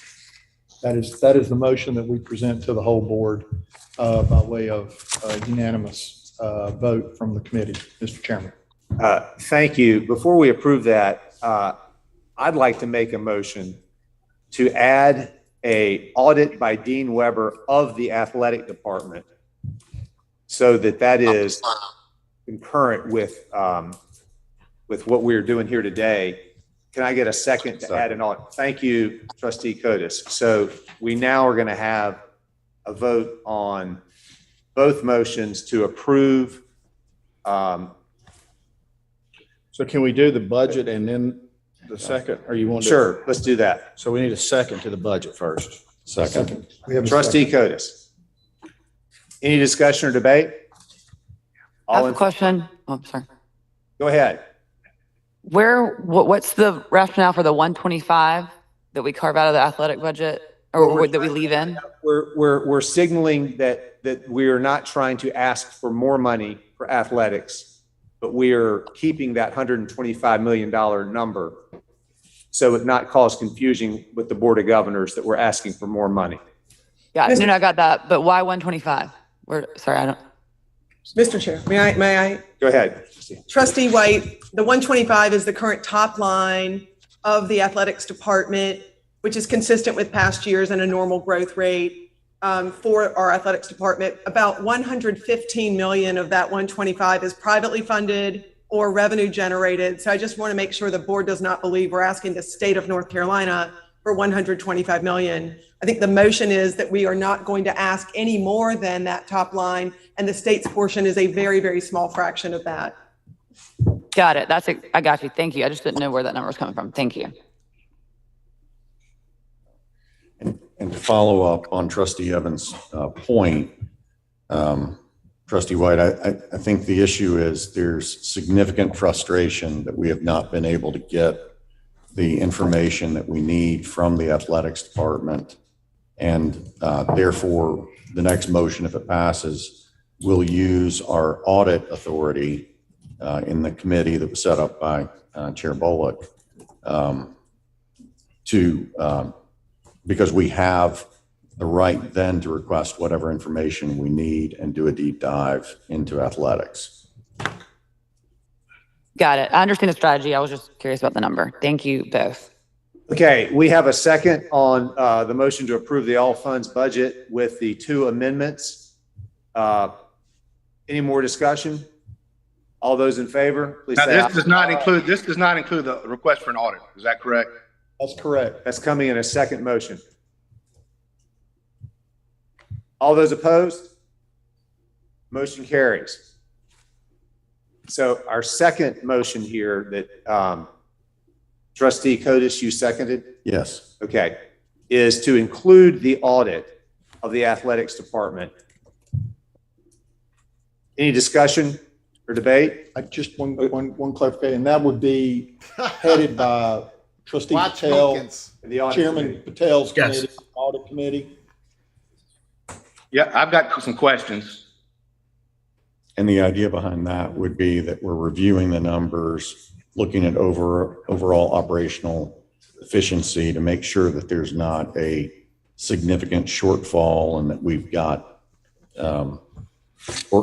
Trustee Evans. The budget the first budget, and Nate did a great job making the budget better in the last 2 weeks, but the first budget that we saw was a $17 million deficit and a $100 million cumulative deficit in the coming years with no plan to address that, to mitigate that. So if I don't want anyone to think we're talking in code, there are real issues here, a real concern that one of our most valuable assets and something that really generates revenue is not being managed properly. So that is the need for the question and answer, and that is the need for the audit. Yeah, let me ask you a few questions. As far as the actual audit itself, how often does the athletic department have an audit from outside services? Does anybody know? This is a Dean Weber audit. Yeah, it's an internal. So I know that. I know that. My question is, but it's how often is an audit? Is my question. Do we even know as far as from a financial standpoint from outside? Never. It's a UNC affiliate. It's a UNC affiliate. It must have to have some audit. It absolutely does. Well, it's not an affiliate. It's a. Well, the athletic department I think to clarify this, the audit, Ralph, is whatever we direct or whatever the audit committee and the board approves to review. It's, I understand the audit you're wanting to put on the athletic department. I'm asking you if we know how many times or how often it is audited from an outside source. So the answer to that is usually there's a lot of different individual audits for components of it. Correct. In addition, the overall. That's right. I think there was an audit of the ticket office, or I remember within the past 5 years. But Ralph, I don't think there's been an audit of the athletic department since we've been on the board, to answer your question. So it's a good, Mr. Chairman, may I speak? Go ahead. Because I do know about this. And that is, so Ralph, that's a good question.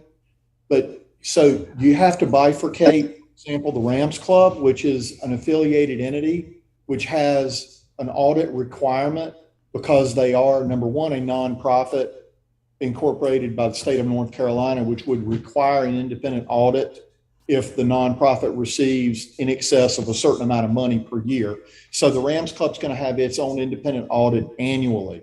Okay. The athletic department is a department of the university. It's a state agency. So there is no independent required audit of that department. The state auditor could audit it if the state auditor wanted to. The state auditor could audit the entire university if the state auditor wanted to. But otherwise, it would be incumbent upon the internal audit function of the university, which is headed, as you know, by Dean Weber, to effectuate an audit of a department or part of a department. I recall, as Chair Pryor recalls, I think it was about 3.5 years ago, there was an audit of the athletic department's ticket allocation model and how they accounted for tickets. And that audit was completed by Dean Weber, and their procedures changed as a result of that audit, as I recall. And it's probably in your materials if you look way back, because you were on the board then too. But that's the only audit I'm aware of since I've been on the board of the athletic department. And I guess I also want to address Mr. Codis's comments about the efforts to communicate with the athletic department.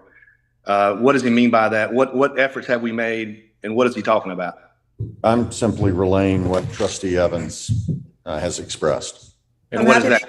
Ralph, I mean, do you remember the November meeting? We were in closed session, so let's be thoughtful about how we characterize it. But we were in closed session in November, and we were having a heated exchange, and we were told that there would be, that the athletic director's team was working with Vice Chancellor Knaufman to provide projections, and that we would have those. And the implication was we'd have them at the next meeting, and they weren't ready by January. And so then between January and March, I started asking for projections, and I was following appropriate lines of command and asking the budget chair and the chairman of the board if I could please see the budget. And I must have asked 2 or 3 dozen times. And I don't really think we ever got that until about 3 weeks ago. And I wasn't present at that meeting, but there were members of this board present at a meeting where the deficit in athletics for next year was 17 million.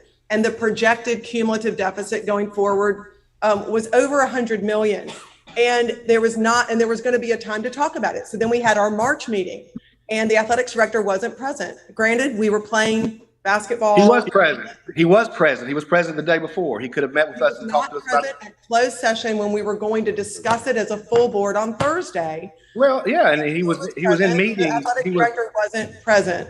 He was in meetings about the. Sorry, Trustee Meekins, I'm answering the question. And now here we are, and it's May, and we're supposed to have closed session opportunity to discuss this on Wednesday and or Thursday. And that is the issue. We'd like the opportunity to discuss what I asked for 6 months ago, which is relevant and important. That's it. An opportunity. Hey, Trustee Meekins. I've been asked if this is a legal video. I believe it is, LFG. I have done live stream from the UNC Chapel Hill before and did not get tagged by YouTube. I think as long as it's a public university, I believe we can take this stream and show it, because I've never been tagged on it before. And on these court cases inside the courtroom, we don't get tagged on by YouTube as well. So I do believe this is all legal. We're going to continue. There's still 3 more minutes of this. And then I got some questions for the PATC chat room. Yes. I don't want to cut you off. We've got a couple of people here that were good through 10 o'clock that are on the call. Anything else you'd like to voice? Because I'd like to go ahead and move this on. I think there'll be Yeah, he was in, our athletic director was in NCAA committee meetings on Thursday of the meeting and could not be there. But I do not like the inferences or the comments that he was not available or it wasn't, he was here and would have been available if he wasn't in NCAA meetings at the time on that Thursday meeting. And I've been meeting, we just had a meeting last week at the Rams Club, and our athletic director gave us a 1 hour presentation about where we are in our budget. And most of those shortfalls, as we all know, came from the pandemic. Vice Chair Bolick, or excuse me, former Chair Bolick, you were on the committees during the pandemic and all that we dealt with, and many of this. Excuse me, Ralph, I attended that meeting too. Can I finish? I'm going to finish and I'll shut up. Go ahead. We got to go ahead and have this vote and get out of here. I'm almost done. If you just let me finish. Mr. Bolick and I were on the committee when we were dealing with the pandemic issues, and while other schools were dropping their programs and ending their programs, the athletic director and John Montgomery and our chancellor were dealing with the budget, and we projected deficits in the future and until we could determine what we needed to be, what needed to be done. So my point is, I don't appreciate the comments and the inferences that the athletic director has not been forthcoming and available at any point in time. We want to sit down and meet with him, except the one day that he was in NCAA meetings because he's about to become the head of the selection committee for next year, and he was vice chair of that committee this year. Okay, thank you, Ralph. tournament was ongoing at the time. Motion on the table to approve the audit for the athletics department. We have a second. All those in favor, please say aye. Aye. Opposed? Opposed. Duly noted. Trustee Meekins. The motion carries. If there are no further items for the board's one small clarification item. The number is 134.97 in the athletic budget. And so I just want to make sure everyone's, that's going to reflect that, not 125. Thank you. So 134. is that a clarification? That's reflective of what we saw in March from the all funds budget. I think that matches. Motion to amend. We can clear. Okay. Thank you, Brad. All right. So there it is. I'm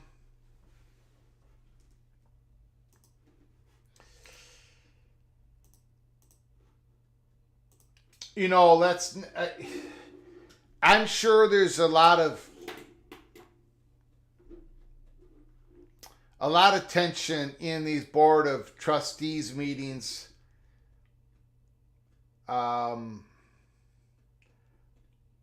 But I gotta tell you, there is a lot of stress. There has been a lot of stress at UNC Chapel Hill, and it's been going on for a few years. Not just about this, but other big issues. And there has been a transition. There's been a fight. Kevin Gusowich wasn't looking on leaving. He wasn't looking to leave, but he left. And, I'm starting to think that maybe I will do a live feed. We're going to do a show, PATC, showing live stream of the open session. Now, we did this before. We've done it before. North Carolina Board of Trustees open session, and nothing materialized.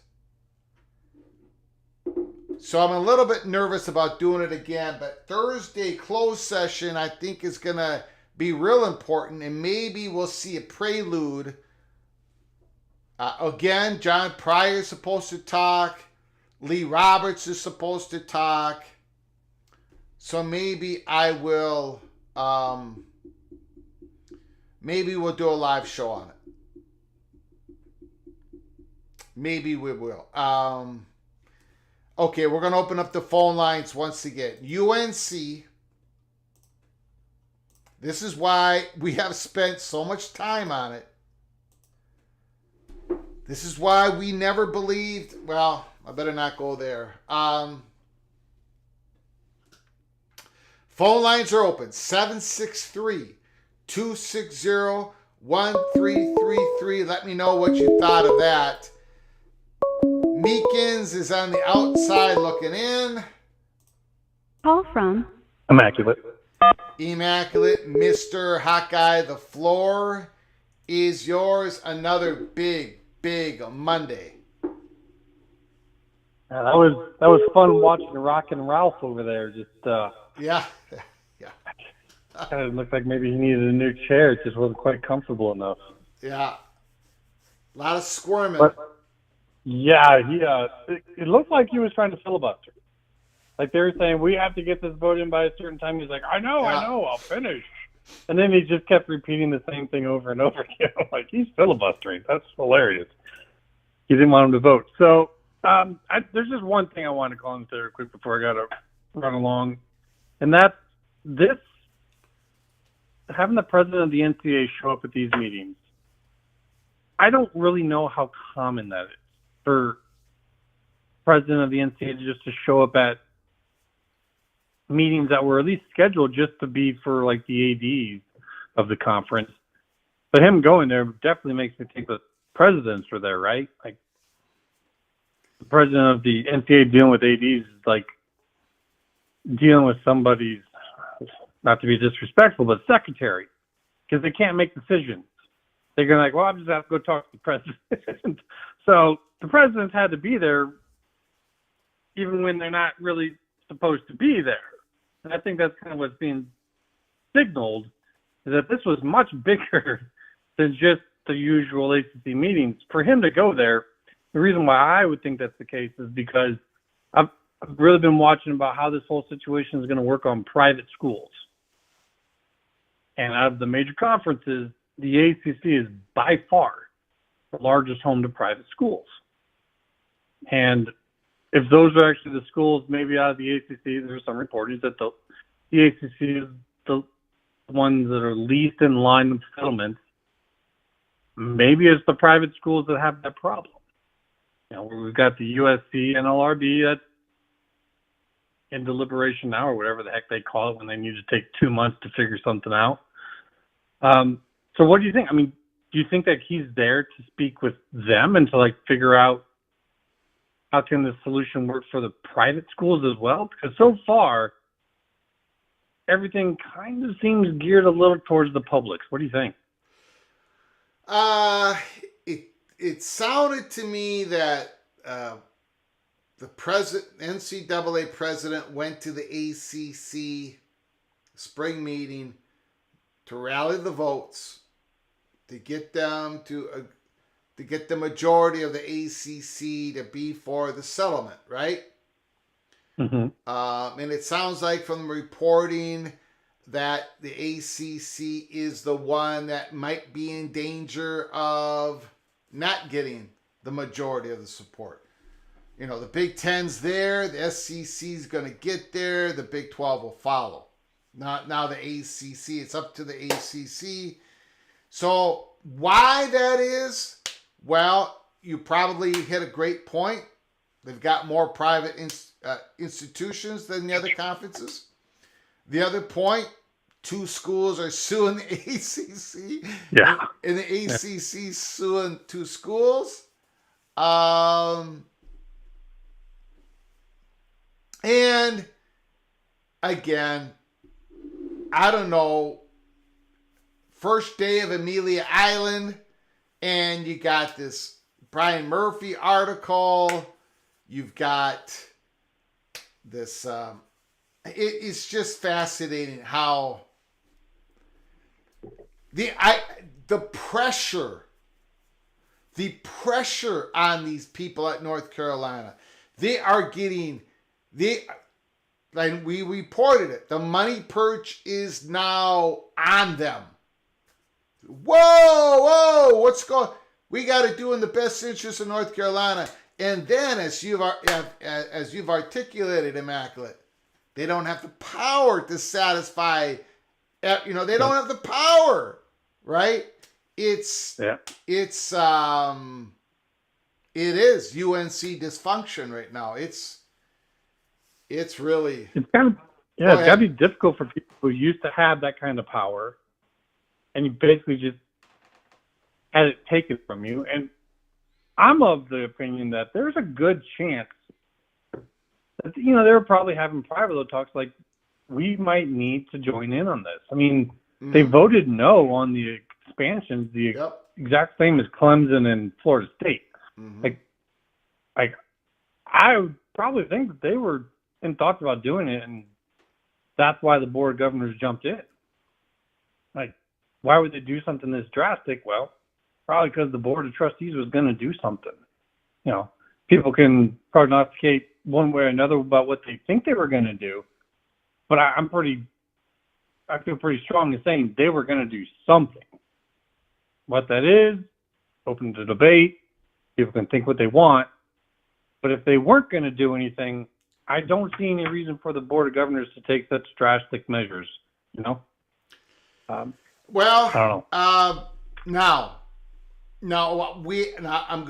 I'm gonna preface this by saying I haven't heard any. I'm just speculating. This is complete speculation. Okay. Hey, do you think there's a chance, Immaculate? But just a little bit of a chance that maybe, and we haven't heard this. Either way, we have not heard this, a peek around the corner, that maybe the Board of Trustees, the frustrated, we know they've asked questions about how do we start the process up. Do you think they've had possibly any communication with North Carolina State in saying, if we both, I know North Carolina State voted for expansion of the conference.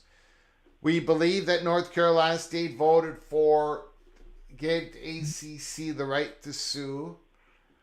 But do you think there's possibly any talk of tag teaming, going to the Board of Governors saying we need to, if North Carolina Chapel Hill cannot go to the Board of Governors and say we need to look out for our best interests, maybe together North Carolina Chapel Hill, North Carolina State can together go to the Board of Governors and say these two institutions need to look out for the best interests of these institutions, and we want you to initiate litigation in the name of UNC Chapel Hill and North Carolina State University. What do you think about that? Well, I think personally, there's been a lot of debate about this both in your chat with some regulars and in private and even on show. I don't think that there is a solution for this without North Carolina State involved. Now, if we had years of time and pressure that might cause the Board of Governors to relent, maybe North Carolina could, get separated. We have months, and not many at that. And this is going to take probably ESPN coaxing, and you can't see me, but I'm doing the air quotes right now, SEC to agree to this. One, I mean, it's probably not their number one choice to have two schools in the state of North Carolina. But two, if that's what the SEC wants and that's what's needed in order to move this on, well, the SEC is going to stick it to ESPN a little bit. You don't want to make it too mad, but a little bit. So it comes down to what's ESPN going to be willing to pay for that in order to move this? Because the Board of Governors, in my opinion, has put a very solid dam in the middle of this river. They have shut that down. I don't think that you can just get North Carolina and Virginia like maybe before. I think North Carolina's +1 would have been Virginia. What I had always said. But now I have to look at this and say it's probably North Carolina State. Yeah, I think we don't see a lawsuit from either one of them because they can't. It would be from the Board of Governors. And how wild would that be in the state of North Carolina where ACC considers it to be kind of home turf in the courts, if all of a sudden the North Carolina Board of Governors comes to play. Yeah, it would, that would be just earth shaking. Yes. Yeah. And so it's even bigger than one or both the schools. I think they're basically saying they have to file the suit. Board of Governors saying we have to file the suit. No one else can. So that's where it would come from. And it would be, in terms of, realignment talk, it would be earth shattering. It would. Yeah. I think the threat in private alone, it's such a big deal that the threat in private alone would move things. Like we'll probably never see that happen. Like just if they were just to go to the ACC and make it known to ESPN, like we're gonna do this.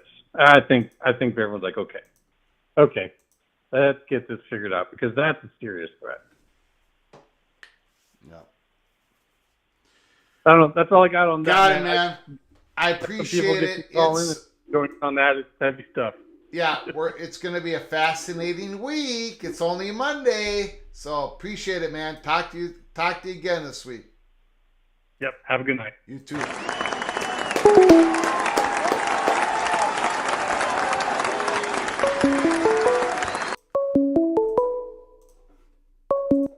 Call from Jamie Thornton. Jamie, can you hold on for just a moment, please? Absolutely, Greg. I appreciate it. Carrie Gold knows. Thank you so much for your super chat. Once again, for your generosity to this channel. Greg, call your next show UNC Dysfunction. It's just, there's a lot of stuff going on at North Carolina. And there's a lot of cooks in the kitchen. And it's a moment of transition. It's a moment of internal battles. It's a moment of too many hammers swinging at the single nail at the same time. Thank you, Carrie Gold knows. Thank you so very much. You put it exactly the way it should be put. UNC Dysfunction, an incredible university. An incredible university is at a crossroads, and I'm not sure they're set up to make a decision. Thank you so very much, Carrie Gold knows. I want to make sure I haven't missed anything else.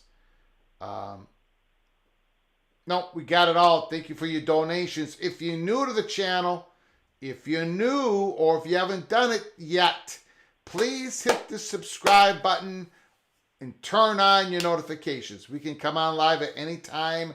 We could come on live again later tonight. A lot of breaking news. Mrs. Arkansas, Razorback, Jamie Thornton is on the line. The floor is yours. Woo, Pig Suey, Greg. How are you today? Doing good. How are you? Well, hey, I'm me. I'm here. I'm still living and able to talk, so that's good and breathing, as long as you can breathe, right? Yes. But it's very interesting. You've talked about it, and I think everybody got to see it. And the only thing that's even worse when you have 4 or 5 people with a hammer trying to hit the same nail is we know how bad things go when things are in financial runs. And I don't know if you've seen this or not. This just broke a little bit ago, but I sent it over to you on X. Tar Heels Wire has actually put out an article now on what's going on. Can you send it to me? DM? Yeah, I just sent it to you on X, and they're talking about all this stuff that's going on. They are in a huge deficit. I mean, a huge deficit just for their financial budget coming up for this year. And you've talked about all these sports that they field, and the pressure is on. I mean, they have serious financial problems. I was looking at that earlier today, where I think they're like 6th or 7th, somewhere in there, behind UCLA and Cal as far as athletic shortfalls. And right now, they're already looking at a $17 million deficit. And you see all these different guys, all these different people with different agendas. Like you said, the rock fight that's been going on there. They have some serious issues, and that's not even getting to the whole North Carolina Board of Governors which have, like you said, they can't do anything, or the Board of Trustees can't do anything without them. How in the world does UNC even come to some kind of agreement? And they know they have to take action. I mean, they cannot stay in the ACC as it is with this kind of, they certainly can't stay there and keep all these athletic programs that they want to keep. Yeah, but yeah, I don't know if you. And that's the thing. Go ahead, that's the thing. They want to keep all these athletic programs. These athletic programs, people say, well, you just got to cut 3 of them, 4 of them. It's always more difficult to do that than you think it is, because all these athletic programs, even though they're little small ones, even though they don't make money, even though they cost money, they all have some sort of political connections. There's interest groups. There is committees. There are at least one booster that is helping that out. It's all, I'm telling, Minnesota had to cut a program, decided to cut a program a couple years ago. And Mark Coyle got so much heat over it. So yeah, North Carolina, can they make up the budget by cutting a few programs? Yes. Will they probably do it? Yes. Do they want to do it? Heck no. And it causes so much pain, so much political turmoil, and even worse, when you do that and you still know that down the line, you're still not going to be able to keep up monetarily when it comes to resources. If you remain in the ACC, it just adds so much more pressure. And then, of course, as you talk, Jamie, they don't have the power. They don't have the power. Right. So it is all frustration. Yeah, and then when you, and that's a great thing the article's even talking about, when you have the SEC or the Big who doesn't want to take NC State in tow with them, and I can just tell you, like from last week, even talking to Chris again, they do not, their preference, of course, is not to take NC State. These schools want to generate money, right? They don't want to take schools that, they'd rather take somebody else, obviously. Right now, we know how important UNC is to the SEC. They've had their band, everything circled around there and all that. So something's gonna have to, it's just like you're trying to deal with all these things. And North Carolina, in of its own, like you said, it just reminds me of one of those bad MTV reality shows when they got rid of music, sitting there watching that and thinking about what's going on, and it's just total chaos. And I don't know how they're going to break through the chaos. I really, really don't. Like who you said 5 people, it might be more like 10 people, it seems like, trying to hit one nail with all these hammers, and they're trying to hit it at the same time. Yeah. So I don't know who makes the ultimate decision there. But boy, I can tell you that it's going to be fun to watch on Thursday. And this is something that I heard John say last night. It's simple, and just trying to get this through the mind when it comes to conference realignment. Right? People think, and I was having this debate with somebody over the weekend. People think like, well, the SEC or the Big, it's all about football, right? And this kind of goes back to your Kansas show last week. It's simple, but it's true. And this is why the whole super conference league will not happen with top of the Big, top of the SEC. What's going to happen when you get so many football schools in there? Schools cannot possibly win. Like someone's going to have to start taking a lot of losses that's not used to taking losses. And there's only so many wins that are available, right? Like I could sit there and throw a conference together of just you name it. But I know that's one of the things that people have talked about, the SEC possibly targeting basketball. Because people down here even saying UNC, why would they even want UNC? They're mediocre in football. And then you start talking about other schools like a Kansas or Virginia that especially Virginia, that's the thing they've got to you got to realize is, like you said, Sankey, they are seriously looking at, the SEC is seriously looking at possibly a Brett Yarmark situation with the basketball deal. Trying to maximize on value there. So that's just another thing. That's just another reason, I guess, is what I'm trying to say instead of rambling on about why, you can't just sit there and take every single football school. So it's going to be fun to watch what happens with UNC. I just don't know. Like you said, they just don't have the power, and I don't know what's going to happen with the North Carolina Board of Governors. We have no idea, and I don't know if was it Justin that you had on that's connected to NC State. I have not heard anything with NC State as far as what might be going on there. So I don't know. Would we see a joint lawsuit? Would something happen? I guess we'll just have to stay tuned. But I don't even know how UNC. It's going to be interesting to watch this on Thursday. That's all I've got. All righty. I appreciate the call, Jamie. Great hearing from you. Take care, Greg. You got it. Beautiful call.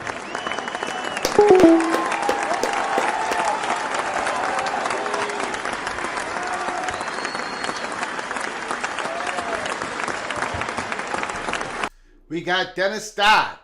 Dennis Dodd just putting out a tweet here a little bit ago. 5 minutes ago, Dennis Dodd. Bubba Cunningham is one of the most accomplished, respected athletic directors in the country. Dennis Dodd felt the need, felt the want at least, to put that tweet out there.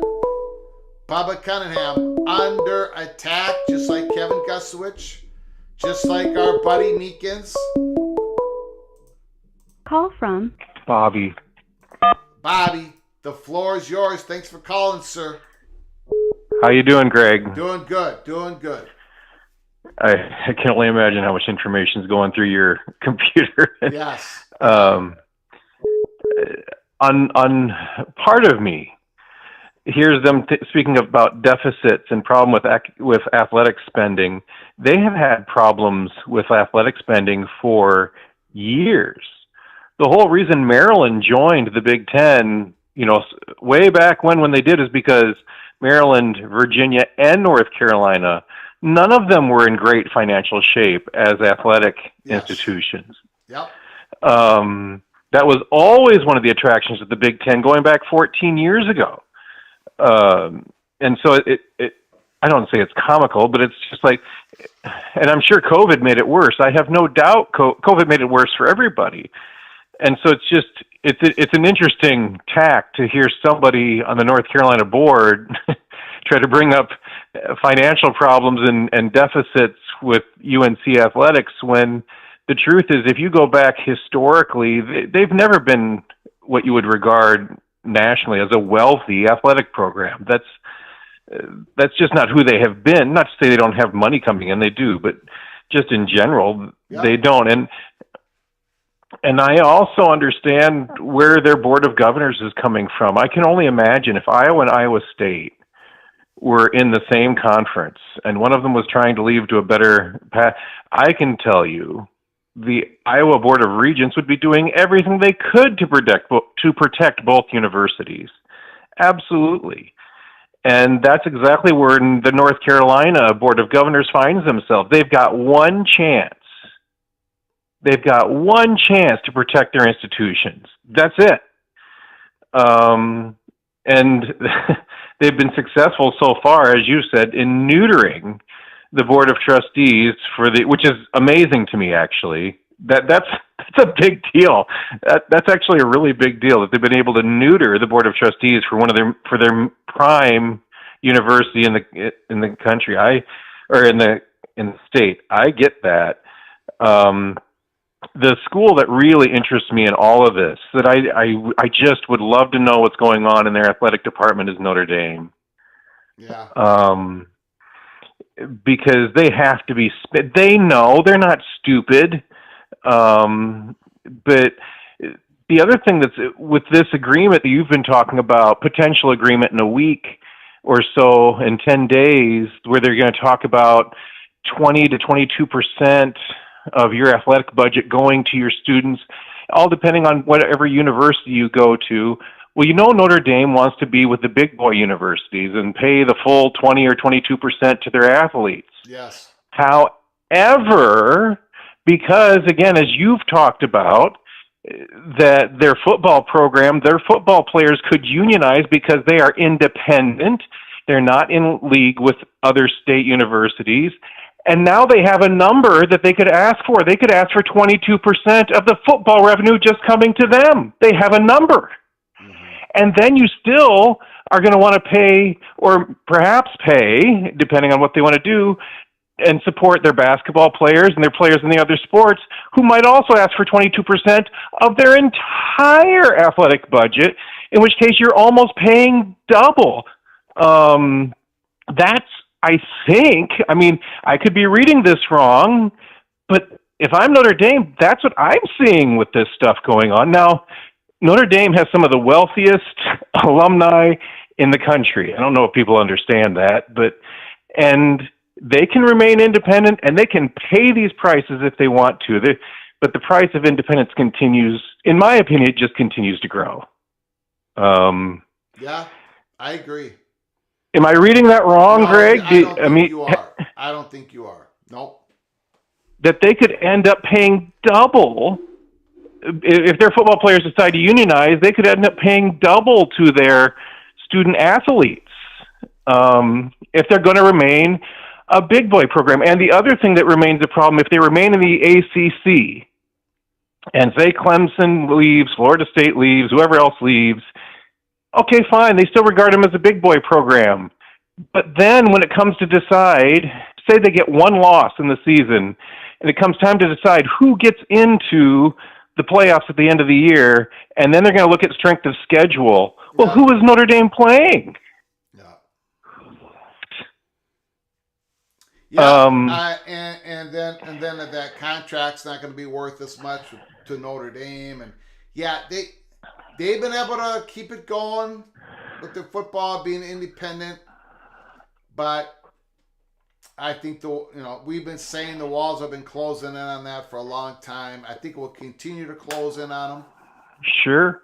Well, that's why and I know you heard the Stanford rumors, and I don't know if there's anything to back those up, but it wouldn't surprise me if there's rumors of Notre Dame trying to push gently Stanford into the Big Ten. And and I know Matt Immaculate has gone through the reasons why Stanford doesn't want to be in the Big Ten, and that has more to do with academics.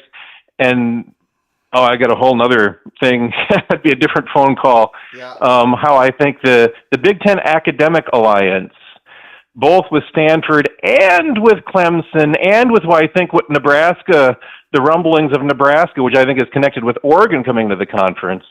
The Big Ten Academic Alliance is a big deal, is kind of a player behind all this stuff that I don't know that the average person understands. But anyway, Greg, I don't want to take up, like I say, a second phone call worth of time. You got it. No, I appreciate it, Bobby. I love your phone calls, man. God bless you, Greg. Yeah, you too. Call again. Yep. Bye now.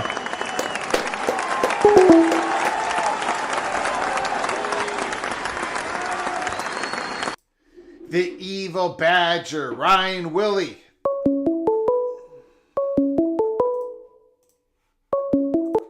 Call from Lewis. Lewis, can you hold on for a moment? Sure. I might have to go on a little bit of a rant here, so I hope I apologize to you. Ryan Willie, Greg, did you see Monty ripping on you about the Kansas show? He swears that it won't happen. Well, Monty, if you're watching this show, I hope, what's his, is that his son that sits next to him, Jake or whatever? I hope you're ranting on me about the right stuff. Because obviously we said over and over and over again, if the SEC finds the motivation, finds the need to go to 20, that Kansas will be in play. We're not reporting that is going to happen. We went through this over and over and over again. I do appreciate Monty Monty believes there's no way it can happen. I did not see what he said. But we think Kansas is in play. The thing about Monty is, ladies and gentlemen, has Monty ever taken an L on any of his shows? When he talked about how California and Stanford, they have it. They're going to get a full ride into the Big Ten. Did he ever come back and say, nope, I guess I got that wrong. Did Monty ever take the L when he talked about how the Super League, it's going to happen? ESPN and Fox wants it to happen. Most ridiculous thing I've ever heard on the college football YouTube channel. They don't want that to happen. Not now.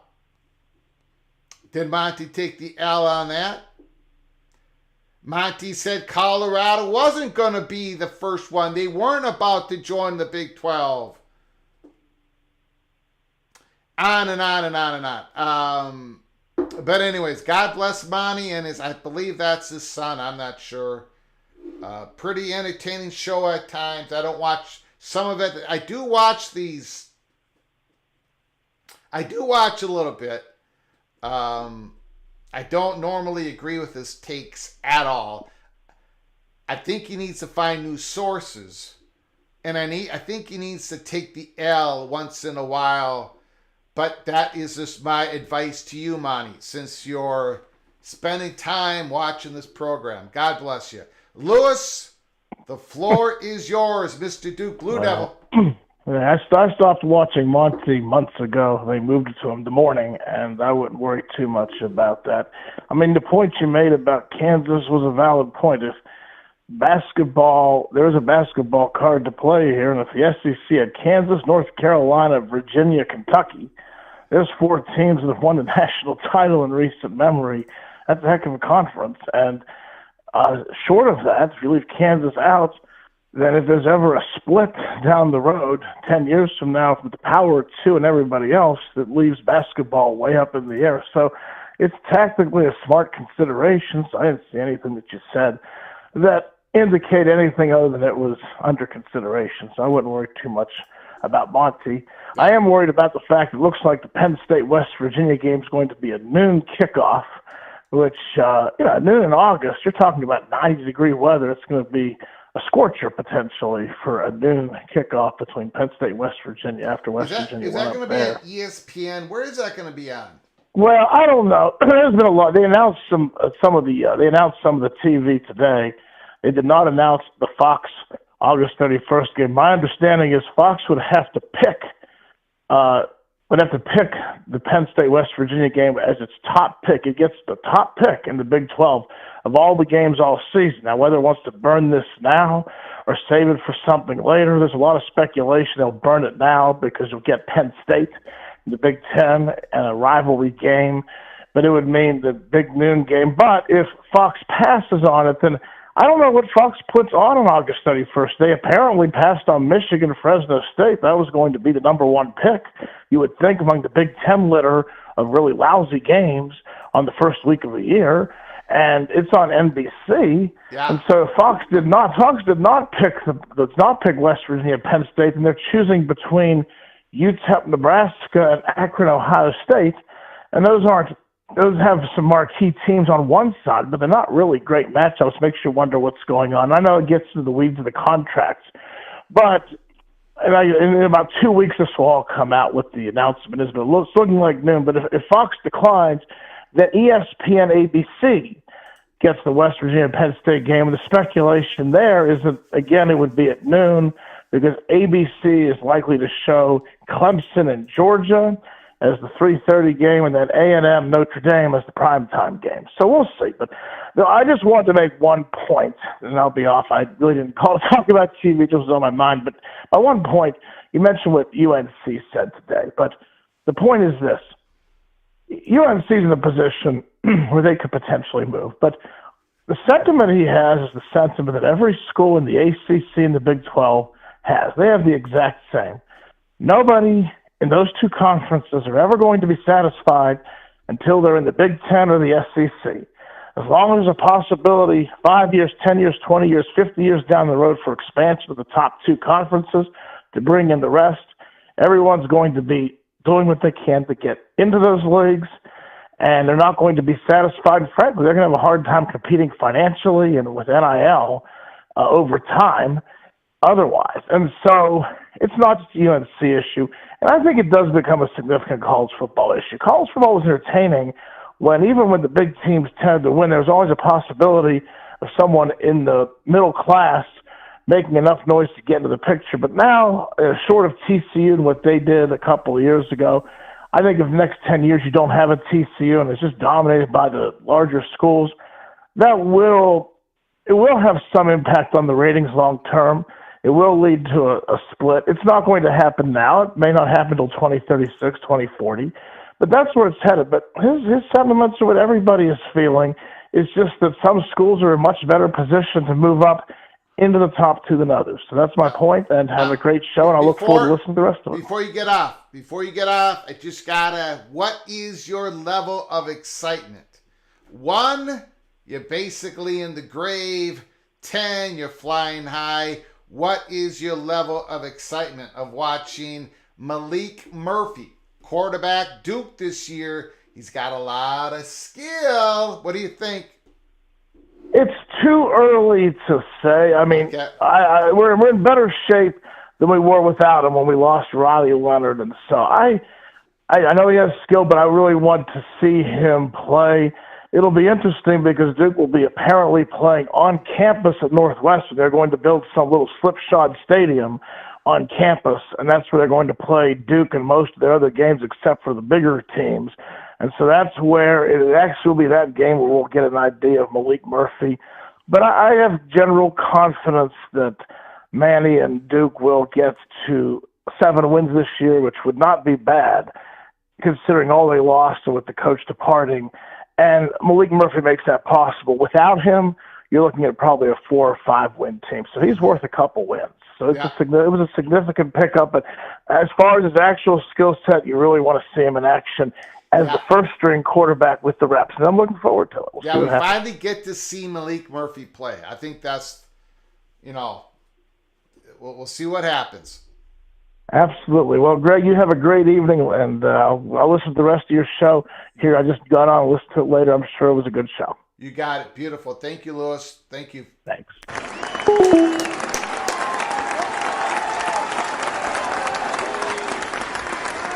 Yeah, again, Monty, Jamie Thornton, Monty said the Big Ten and the SEC doesn't want Florida State. He went on about a month-long rant. People were showing me his videos about doesn't think Florida State has much value, and I don't know. He's maybe he's a contrarian. I don't know. I don't know who his sources are. I can take him. I maybe listen to about a minute of him, and then I got to go to do something else. But anyways, God bless you, Monty, for watching our program and keeping an eye on what we're saying. Just make sure you get it right. Get your reporting correct. Call from Rock and Rant. Rock and Rant, Mr. Hurricane. The floor is yours. How you doing today, Greg? I'm doing great. Been a very busy day, but we're doing great. I appreciate everybody for joining us here on a Monday night PATC. Beautiful. Yeah, it's one of those excellent choose your journey kind of days, depending on which article or news story catches your attention more. I think the one that caught my attention the most, even if it's just what's not there versus what's there, was the Pat Ford puff piece or article about Jim Phillips. And I'm curious as to your take on a couple of things within there. I guess from my background and experience, that seems like the kind of article that, of course, you would assume a writer is going to write when they're heading into a conference meetings.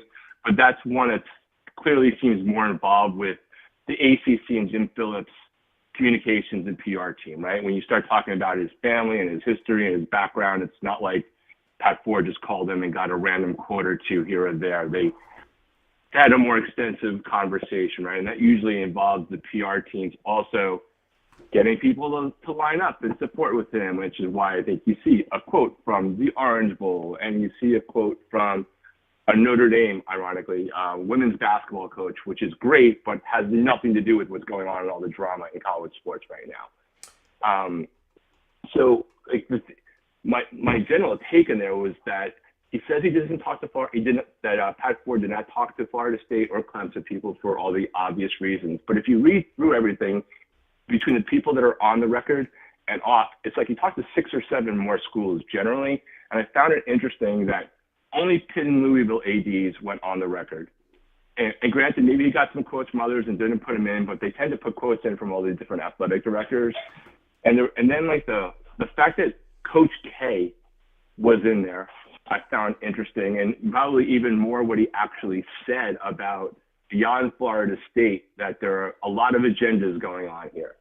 And one, I'm just curious why it was Coach K versus anybody else from Duke, because I also don't think Coach K went rogue with Duke, right? It's just not the way he would do it, even though he's not, quote unquote, the coach anymore. So it's interesting what was there. Whose agenda is he referring to? Is it Clemson? Is it North Carolina? Is it somebody else? Why aren't, even one of the schools that defended him basically said the jury's still kind of out. I thought that was interesting. One of the comments in there too was about how he's playing nice with ESPN. So for everyone and all the times we're talking about quotes and about, well, they're going to have to get a really big settlement from all these schools that are leaving. All the ACC commissioners are going to need that from Jim Phillips. Why would anybody think that the guy that thought the alliance was going to save them and is playing nice with ESPN is suddenly going to cut a hard deal? So I was just curious what your take was, because you didn't talk about that article as much, and that was the one that stood out to me, is both what was said and both what was not said. Okay, I'm going to take your answer off the air. I mean, so I'll answer you, but it might take a while. So I'm going to let you go. Is that okay? Understood. Absolutely, of course. I appreciate it, Rock and Rant, Mr. Hurricane. Thank you. Very interesting question, because that article by Pat Forty was going to be a major part of my monologue tonight. Now, I took the phone off the hook for a little bit here. I just want to kind of express on the question of Rock and Rant.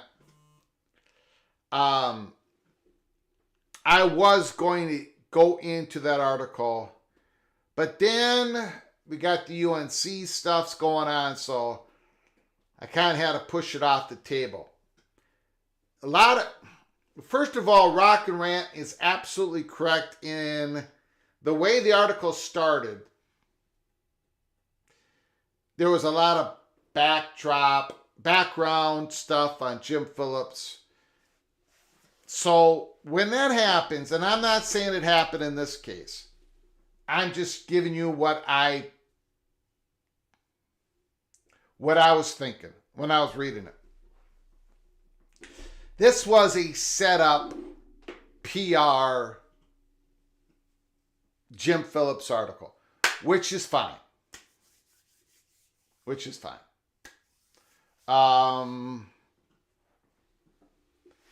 Not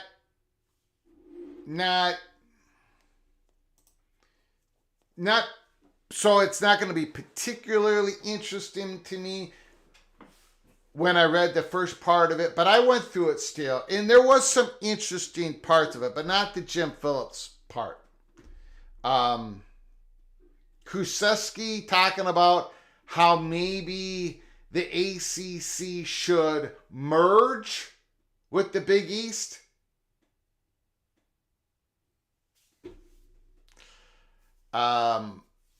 Because of the basketball. Again, the Big East basketball school should merge with the ACC. That was his idea.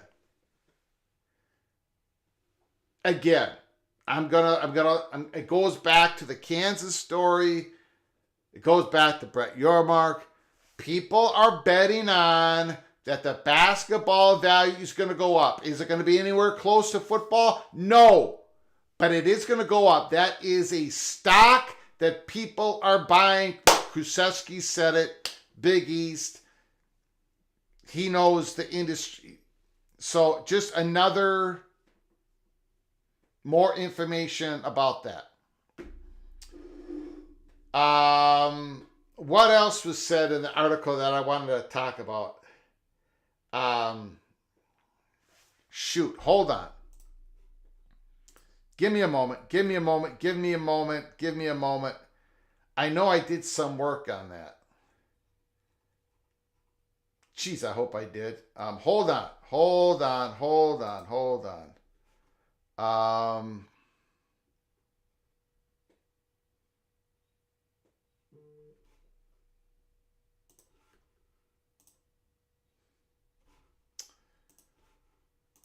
There was one more thing I wanted to say, and I completely forgot what I was going to say on that. I'm trying to...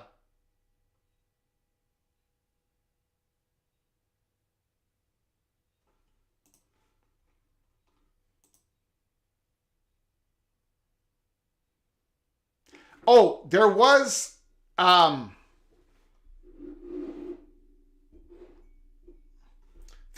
again, how am I going to show? Okay, this is part of the article. I don't have it set up in my OBS system, but I can show you parts of it.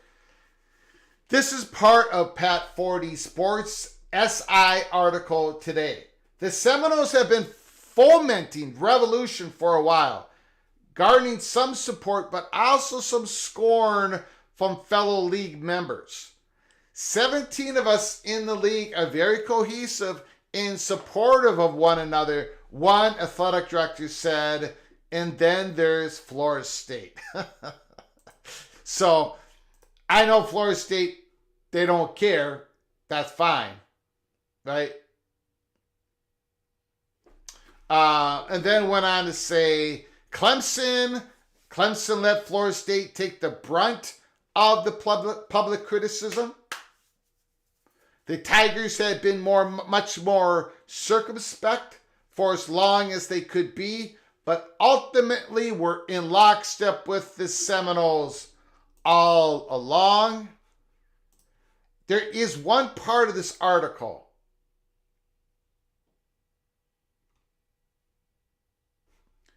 that I don't think you're going to believe me if I just say it. So I'm going to try to find it here.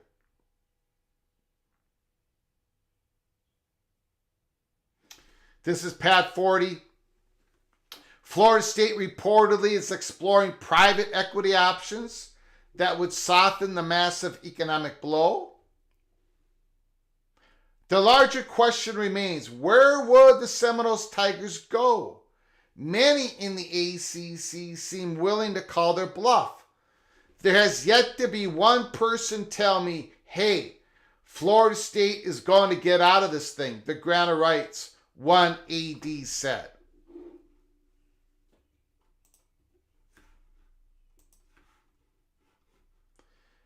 But there is one part, I'm going to quickly go through this. Hold on.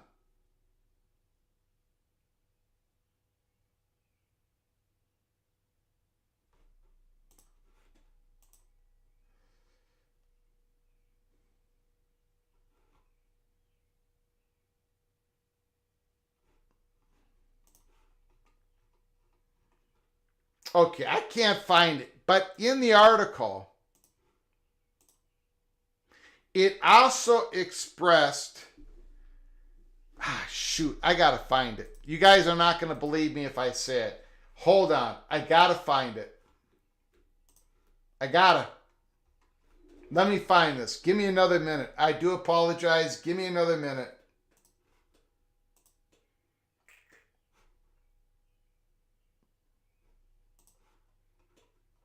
I did not set this up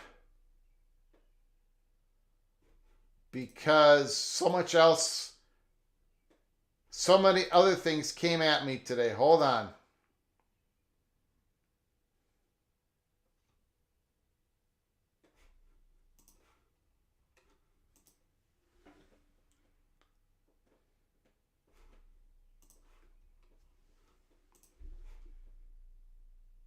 Okay.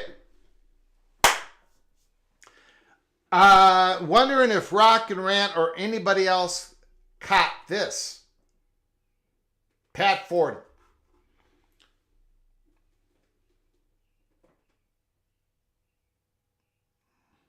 Frustrated by a long contract with ESPN that was agreed upon in 2016 under previous Commissioner John Swarford. The Seminoles and Tigers are exploring their options to break the ACC grant of media rights, which substantially ties members to the league until 36.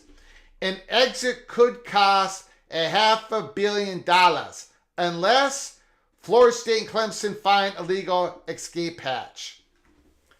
6 other ACC schools acknowledged last spring having held preliminary talks about leaving, but haven't yet taken the next step of activity trying to leave. Is this a mistake? Or is this accurate reporting by Pat Forty? It says 6 other ACC schools. Florida State, Clemson, 6 others. There was 8. We've always heard of the Magnificent 7. Was there an 8th school involved in talks? Or is this a mistake? Should have this said 5? I just wanted to point that out as well. I wanted to make sure I found that. Anyways, there it is. Interesting article. Couldn't quite fit it into, well, we just fit it into our live show. At least a little bit here. Gonna open up the phone lines. Once again, 763-260-1333. If you're new to the program, if you like our content, please smash the like button and subscribe to this ever-growing Rebel Outpost College Football National Program. Hit the subscribe button, smash the like button, and give us a phone call. 763-260-1333.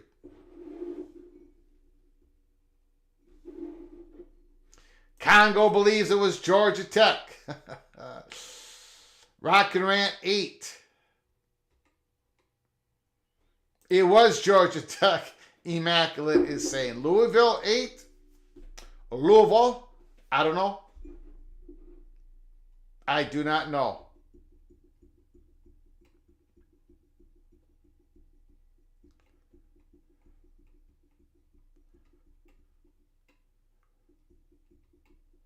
Phone lines open, 763-260-1333. Call from Crab cakes and football. Mr. Terrapin, MJ Morris. What's going on, Mr. Terrapin? The floor is yours. I'm still not sold on them, man. I'm still not sold on them. All right. I still think it. I mean, but wait till fall gets around and they actually go for the starting job, because against your own defense, and they're not really playing that hard to try to kill each other or get, so I'll believe it when I see it. But I'm glad he's in the rotation at least. But North Carolina, I listened to your thing that you replayed from earlier. That was intense. That was actually enjoyable listening to that. But yeah. I think they're getting ready to make a move. It sounds like they're getting ready to make some kind of move. Well, that means they got to get the Board of Governors involved. Maybe they have. But then again, if they've gotten the Board of Governors involved in discussions, you would think there'd be a lot less tension. So I don't know if they have gotten the Board of Governors involved. But go ahead. Sorry about that. Oh, no. Maybe they haven't gotten the Board of Governors involved yet, and they're getting ready to present the case to the Board of Governors.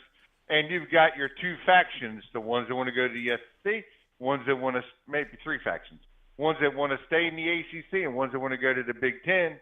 And they all know what they're angling for.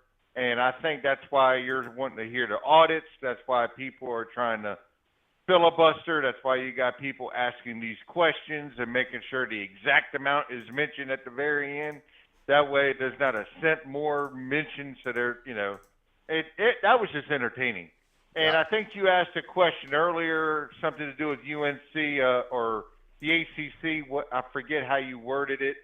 What could they be restructured or something like that? I forget how you worded that. But I think it's all money. I think it's all going to be performed. Reconstruct. It was reconstruct. Okay. Yeah. It's been an hour or so, and I can't remember more than 5 minutes. So, you know, the way I think, you know, now that the alarm bells are going off in the ACC with all these other schools, I think they're going to try to come up with some kind of restructured plan to try to at least appease North Carolina State. I figured Clemson and Florida State are probably gone. If they're singing and ringing the emergency alarms, they're just going to try to come up with the basic minimum and then add performance based on top of that per sport. So maybe someone's good at basketball, lacrosse, and bowling or something. And, you know, it's not really, you know, basketball is TV generated, but the others really aren't. But, you know, if you're good at that, you're bringing something to the conference that maybe that's worth $1 or $2 extra million out of the contract. But if you suck at football and you finish last or the bottom third of football, well, you know, you're going to get paid the bare minimum of this amount. I don't know, but that sounds like what might be going on. I think they know that North Carolina is probably getting ready to do something. I'm not saying leave, but at least rattle their own cage, to borrow the term from Dale Earnhardt himself. And, you know, just because that was fascinating. When you played it, I literally stopped working at my job to listen to it. That was fascinating. I couldn't believe what I was hearing, because it got very tense very quick, like they know something, but they can't say it because it's all been done in private chambers and in closed sessions, so they can't really speak of what was said, and you could just tell the tension was there. It was incredible. And as for Monty's show, I used to listen to them for about, 2 months.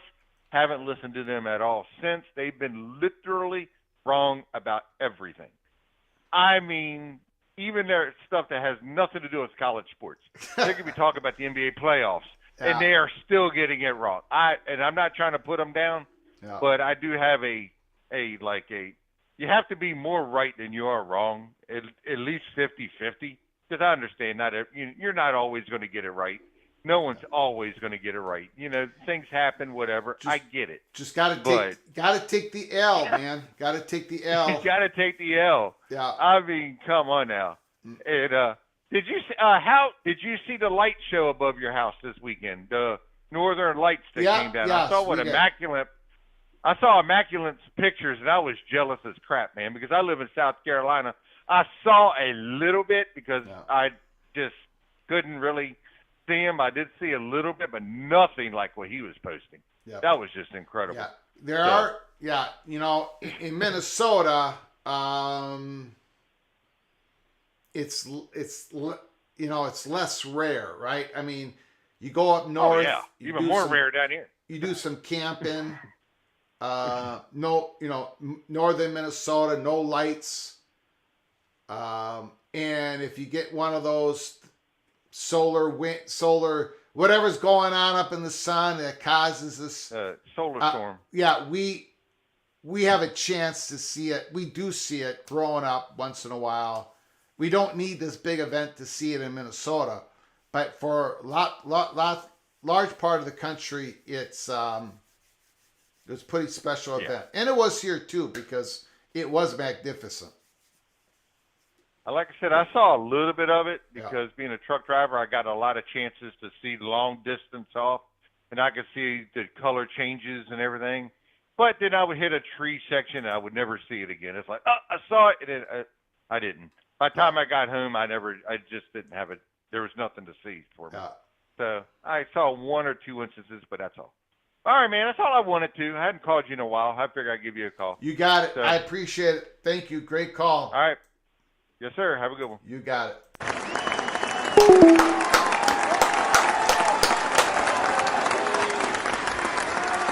Well, I tell you what, this week started out with a bang. North Carolina Board of Trustees member, another one, not John Pryor, another one, a former chair of the Board of Trustees, comes out and says the following.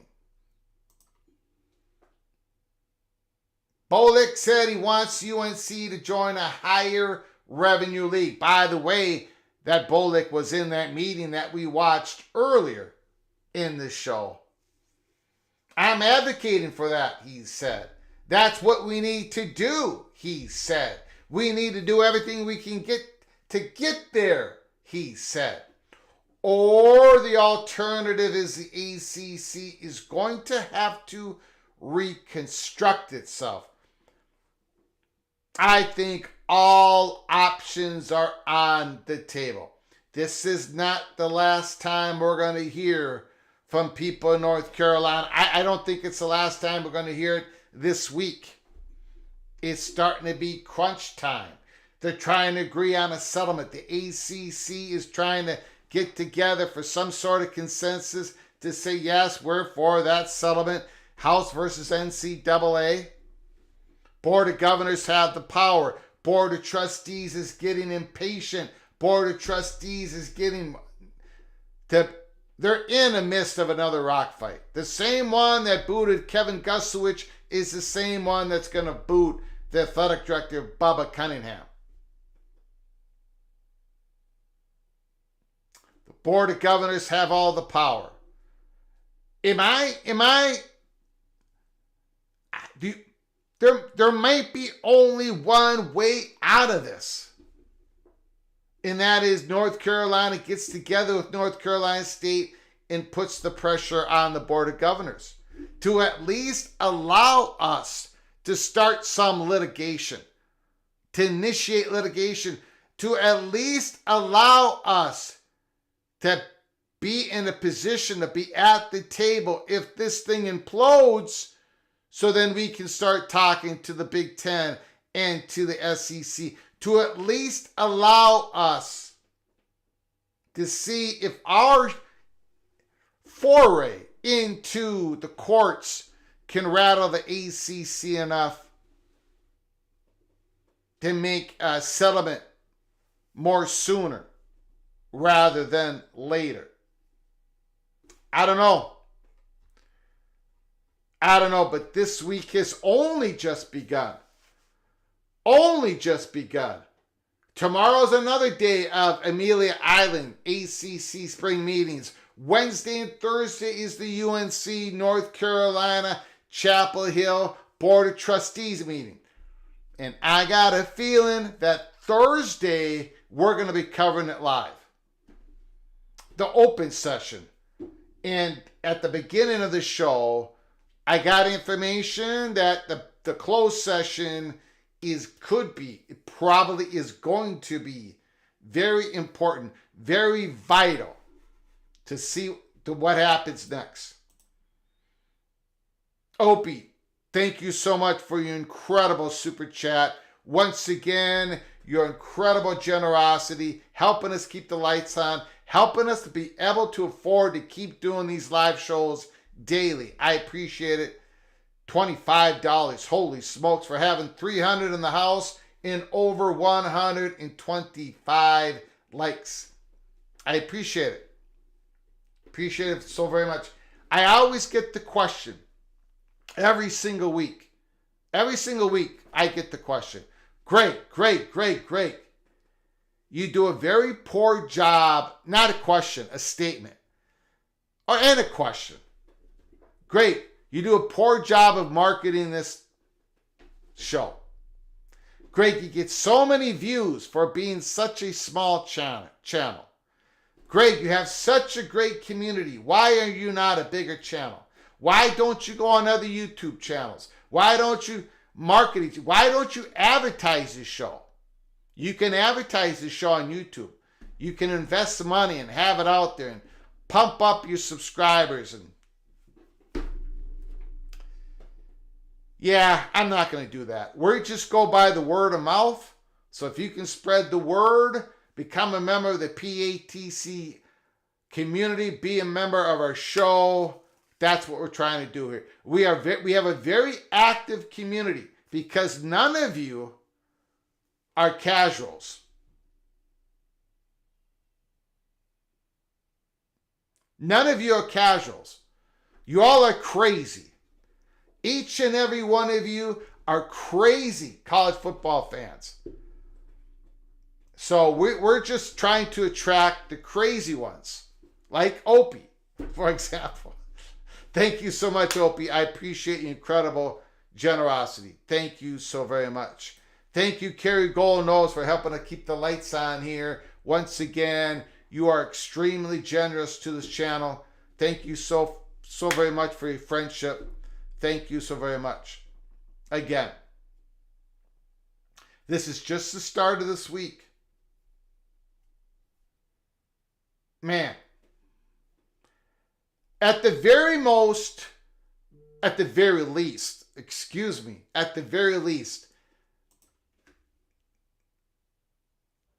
the reason why we're spending so much time today on mentioning one board of trustees, a former chair of the board of trustees, but only one board of trustees went on record, said all this stuff. The reason why we spend so much time on North Carolina, the reason why we spend so much time on the lay of the land, the reason we spend so much time on the rock fight, we talked about Kevin Gusowich possibly getting kicked out before it was reported that he was leaving the Michigan State. Because we knew, we had people talking to us. We knew that was important. We knew that SEC circled the wagons around North Carolina. Pete Thamel's absolutely correct. Pete Thamel don't need me to say how correct he is. But Pete Thamel, when he says North Carolina and Virginia, especially North Carolina, are the number one targets to the SEC, yes, they are. North Carolina. And North Carolina knows this. And everything that's been going on in North Carolina is pushing out the old regime, bringing in the new regime. But still, even though they did all that, they still have 25 hammers swinging to hit a single nail. So many cooks in the kitchen. So difficult to make that tough decision. Maryland could do it because they had the ability to do it in 2013 or 12 or whenever that happened. USC had the ability. Carol Folt had the power. UCLA had the power. Kind of had the power. Texas and Oklahoma, they had the power. Institutional power to make that decision. North Carolina does not. North Carolina, the number one target for the SEC and the Big Ten besides Notre Dame, North Carolina doesn't have the institutional power, the ability to make a decision on initiation, litigation, settlement, conference affiliation, nada, zip, no. What a dramatic story that we are in the midst of here in college football. And that's why we spent so much time on it. And today, when another board of trustees said what they said, it's important. If North Carolina even somehow, I don't know how, the only thing I can think of is them and North Carolina State getting together and going to the Board of Governors together. That would take some incredible coordination. That would take some moxie. I don't know if that can even happen. But to get in, if they were able to light the switch, to light the match, go to the courts against the ACC, holy smokes. Think about that. Think about the psychological impact if North Carolina did that. Ha. Anthony Carlson, Mr. Sparty, thank you so much for your incredible generosity. On the house, Greg, thank you, Anthony Carlson, for being a part of the PATC community. Thank you very, very much for your kindness. Thank you very much. Unbelievable. Jamie Thornton, PATC is the best. Thanks for all your hard work, Greg. WPS UNC meeting. What time is it? Thursday, 9 o'clock Eastern time. It doesn't mean I'm going to be able to be there at the start, but whatever happens, I'm going to do all I can to show you live stream of the event, UNC Chapel Hill, the open session of it. I can't promise you a rose garden. I don't know what's going to happen. I don't know what's going to happen. But we could see fireworks. We could see fireworks. And then I've been told there is going to be fireworks in the closed session later in the day. So we'll do it. Thank you, Jamie. Mrs. Arkansas Razorback. Thank you for all the generous, kind donations you have given us to help us keep going every single day. Thank you for the wonderful chats in the comment section and the phone calls. Once again, the PATC community was on fire. Now, this is important. For those who are new, or if you haven't done so, you got to subscribe, but you also have to turn on your notifications because this show does not have a schedule. It doesn't. We can come on live at any time. We could come on live at 11 o'clock Eastern time tonight. We could. We might. I've said this before and then it happens. Or we could come on for PATC breakfast. So you got to subscribe and then open up your notifications because you don't know when you're going to get hit with some PATC. College football peek around the corner. So until next time, and it could be right around the corner until next time, from all of us at College Football's peek around the corner to all of you, please, you all take great care of each other. Thank you so very much.